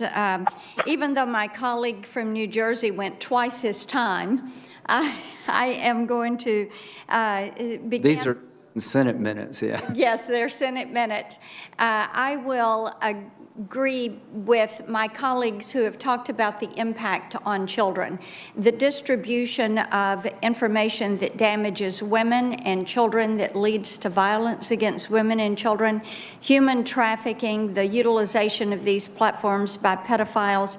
This is something that we are going to continue to work on. When I was in the House, we passed legislation to put more tools in the hands of local law enforcement to fight this, but you all at these social media platforms are going to have to do your part to work with us on this to protect our children. I will also say that we're keeping an eye, and with each of you yesterday, I talked about your financial components, Square, there for Mr. Dorsey, and Libra with Mr. Zuckerberg, and the application of these components to your sites. We're talking about 2020 elections, but we're also looking ahead to how we clean up some of what transpired in the before the 2022 elections. I think it's fair to say, too, that you all probably are now fully aware that there's great frustration with Americans and with this committee, with the way you act invincible, the way your employees act as if you're the invincible gods of the Silicon Valley. Facebook and Twitter don't get to be the last word in what counts as real news in this country, even though you're beginning to conduct yourself as news publishers and distributors. My colleagues and I have asked you all repeatedly through the years for greater transparency and to accept responsibility. You've chosen to do neither. So it is going to be up to us to change existing law and to hold you to account on behalf of the American people. Section 230, the reforms that we're going to put in place will take away this liability shield that you've turned into an opaque wall that you and your content moderators, whether they're algorithmic or human beings or a combination, are hiding behind. and the Online Freedom and Viewpoint Diversity Act. I thank Chairman Graham and Chairman Wicker for working with me on this. This is set up for a markup in this committee on Thursday. And Mr. Zuckerberg, you were stating earlier that we needed to put some definition in place. We're going to do that. We're going to take away nebulous language, and we're going to be specific. Unlawful, inciting personal harm, inciting terrorism. We're going to do that and clear that up for you. Mr. Zuckerberg, Facebook is more like a government than a traditional company, is a statement that you have made. There's a lot of power in that for you. So yes or no on a couple of questions here. Does Facebook routinely censor a user's account at the behest of a foreign government? Yes or no? Senator, I'm not sure if there's anything in particular you're referring to, but in general, well, we there don't is censor. something in particular that I'm referring to, and I'll answer it. Yes, you've done that. You have 60 million users in Vietnam. Of course, this is a communist regime. Under the orders of the Vietnamese government, did Facebook shut down and ban the account of a Vietnamese dissident because he criticized the government's land policy? Yes or no?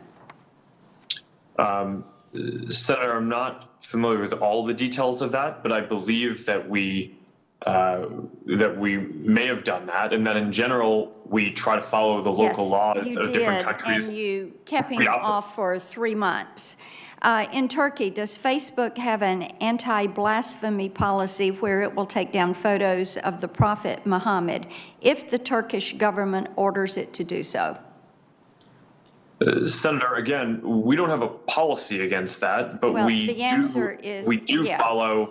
Well, we follow local laws. The answer is yes. Where we operate. In Russia, under pressure from the Russian government, did Facebook take down a post advertising the rally in support of the dissident Alexei Navalny? And the answer is yes. I'll help you with that. Do you believe it's Facebook's duty to comply with state-sponsored censorship so it can keep operating, doing business, and selling ads in that country? Senator, in general, we try to comply with the laws in every country where we operate and do business. Okay, and I think that you prioritize profit over principle when you look at these countries, and also in communist China, which they have banned their citizens from you. You can't operate there. And in China, Twitter, you have an opponent there. You've got a knockoff, Weibo, that is a Chinese Communist Party-owned company. But your companies, even though they're banned there, you're still trying to do business in those countries. Mr. Dorsey, does Twitter do business with Huawei? I don't believe so, but we can follow up. Oh, I can answer it for you, sir.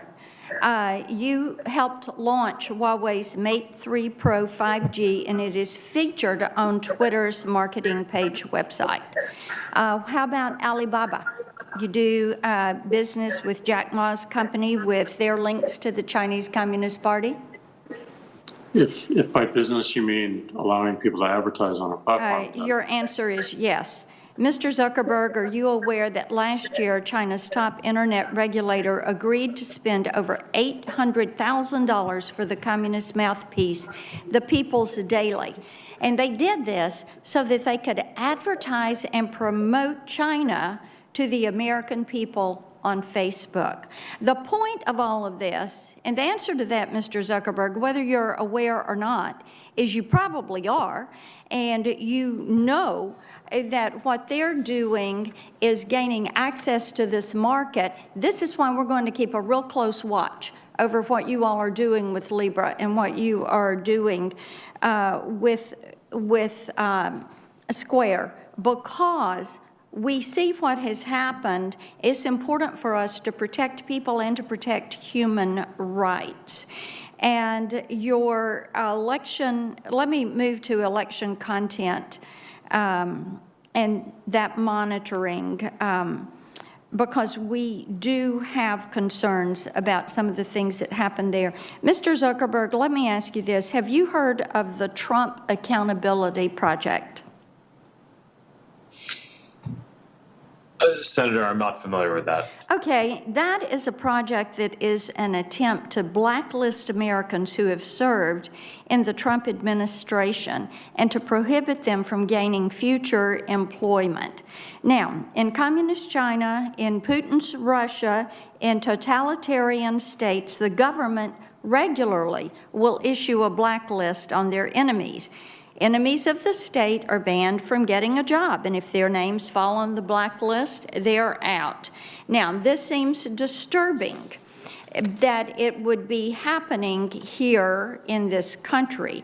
So, Mr. Zuckerberg, do you agree with me there is seriously something wrong with an un-American blacklist tarring people from future employment simply because they belong to a different political party? Senator, I generally agree that people should not be discriminated against because of a political belief. Okay, that is a positive step. Now, on Facebook, I wrote in a post, and I'm quoting, "The Trump Accountability Project is the epitome of the cancel culture.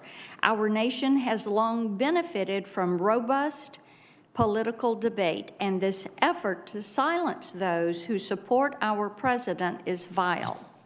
As you can tell from this statement, nothing was said about the election or the results, either directly or indirectly. But somehow I got slapped with your elections flag sticker. So what each of you need to realize, and you've heard it time and again today, you say you don't keep lists. Obviously, you have lists, because there are some of us who are regularly censored and called down by your content moderators. Do we want to see these lists? Yes. How have you built these lists? We want to know. I would remind each of you, you are a Title I service. You are an information service. You are to be the new public square.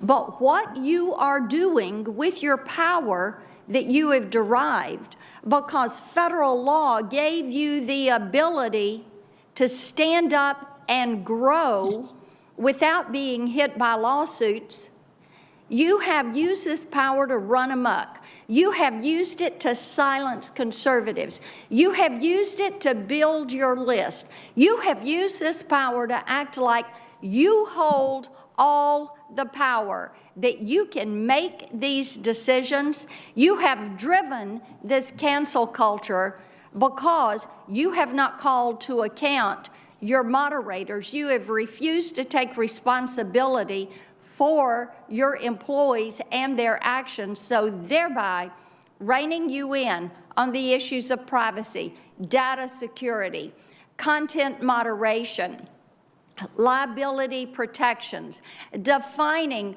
who is a publisher in the virtual space. That is up to us, because you have proven you do not have the will, the strength, the ability, and you will not accept the responsibility to do it for yourselves. I yield my time. Thank you very much, Senator Blackburn. To the two witnesses, you made it through. I think you hopefully will understand a little bit better about where the committee's at and our concerns. I want to thank you for appearing. I wish we could do it in person, but I could understand why we had to do it remotely. We will have more hearings coming up in the next Congress, I'm sure, to try to find ways to modify 230 to deal with some of the issues that were brought before the committee. I just want to thank you both and just say that you have been hugely successful in ways probably beyond your own imagination. And we've got problems around your platforms that have to be dealt with. And we will do it, hopefully collaboratively. The bottom line is we want to make these platforms better. We want to continue to grow this part of our society responsibly. And right now, without regulation or without lawsuit, is pretty much becoming the Wild Wild West. And I appreciate both of you for being willing to try to find ways to come up with systems that will ensure more transparency, more choice, and more confidence. And Mr. Chairman? Yes, sir. If I may just add my thanks to the witnesses and also to you for having this hearing. I think there's one certainty here, which is that Mr. Zuckerberg and Mr. Dorsey will be back. They will be back in the next session of Congress. I hope that joining them will be Google and Amazon and others who should be held similarly accountable. And to these two companies, thank you for stepping up to the plate, and to the other companies, you need to be here also. And I again, thank them, and we need to have greater accountability by reducing the shield. It's now nearly complete, and I want to thank you, Senator Graham, for working with me on the Internet Act. A number of our colleagues have raised the problem of child sexual abuse material. Best way to counter it is to act. If we really are serious about all this rhetoric and the jumble of grievances that we've heard, let's begin the journey with a single step. We can do it through the Internet Act. It's on the floor of the United States Senate, having been reported unanimously out of this committee. Let's have a vote. Agree. Change is going to come. Thank you. The hearing is adjourned.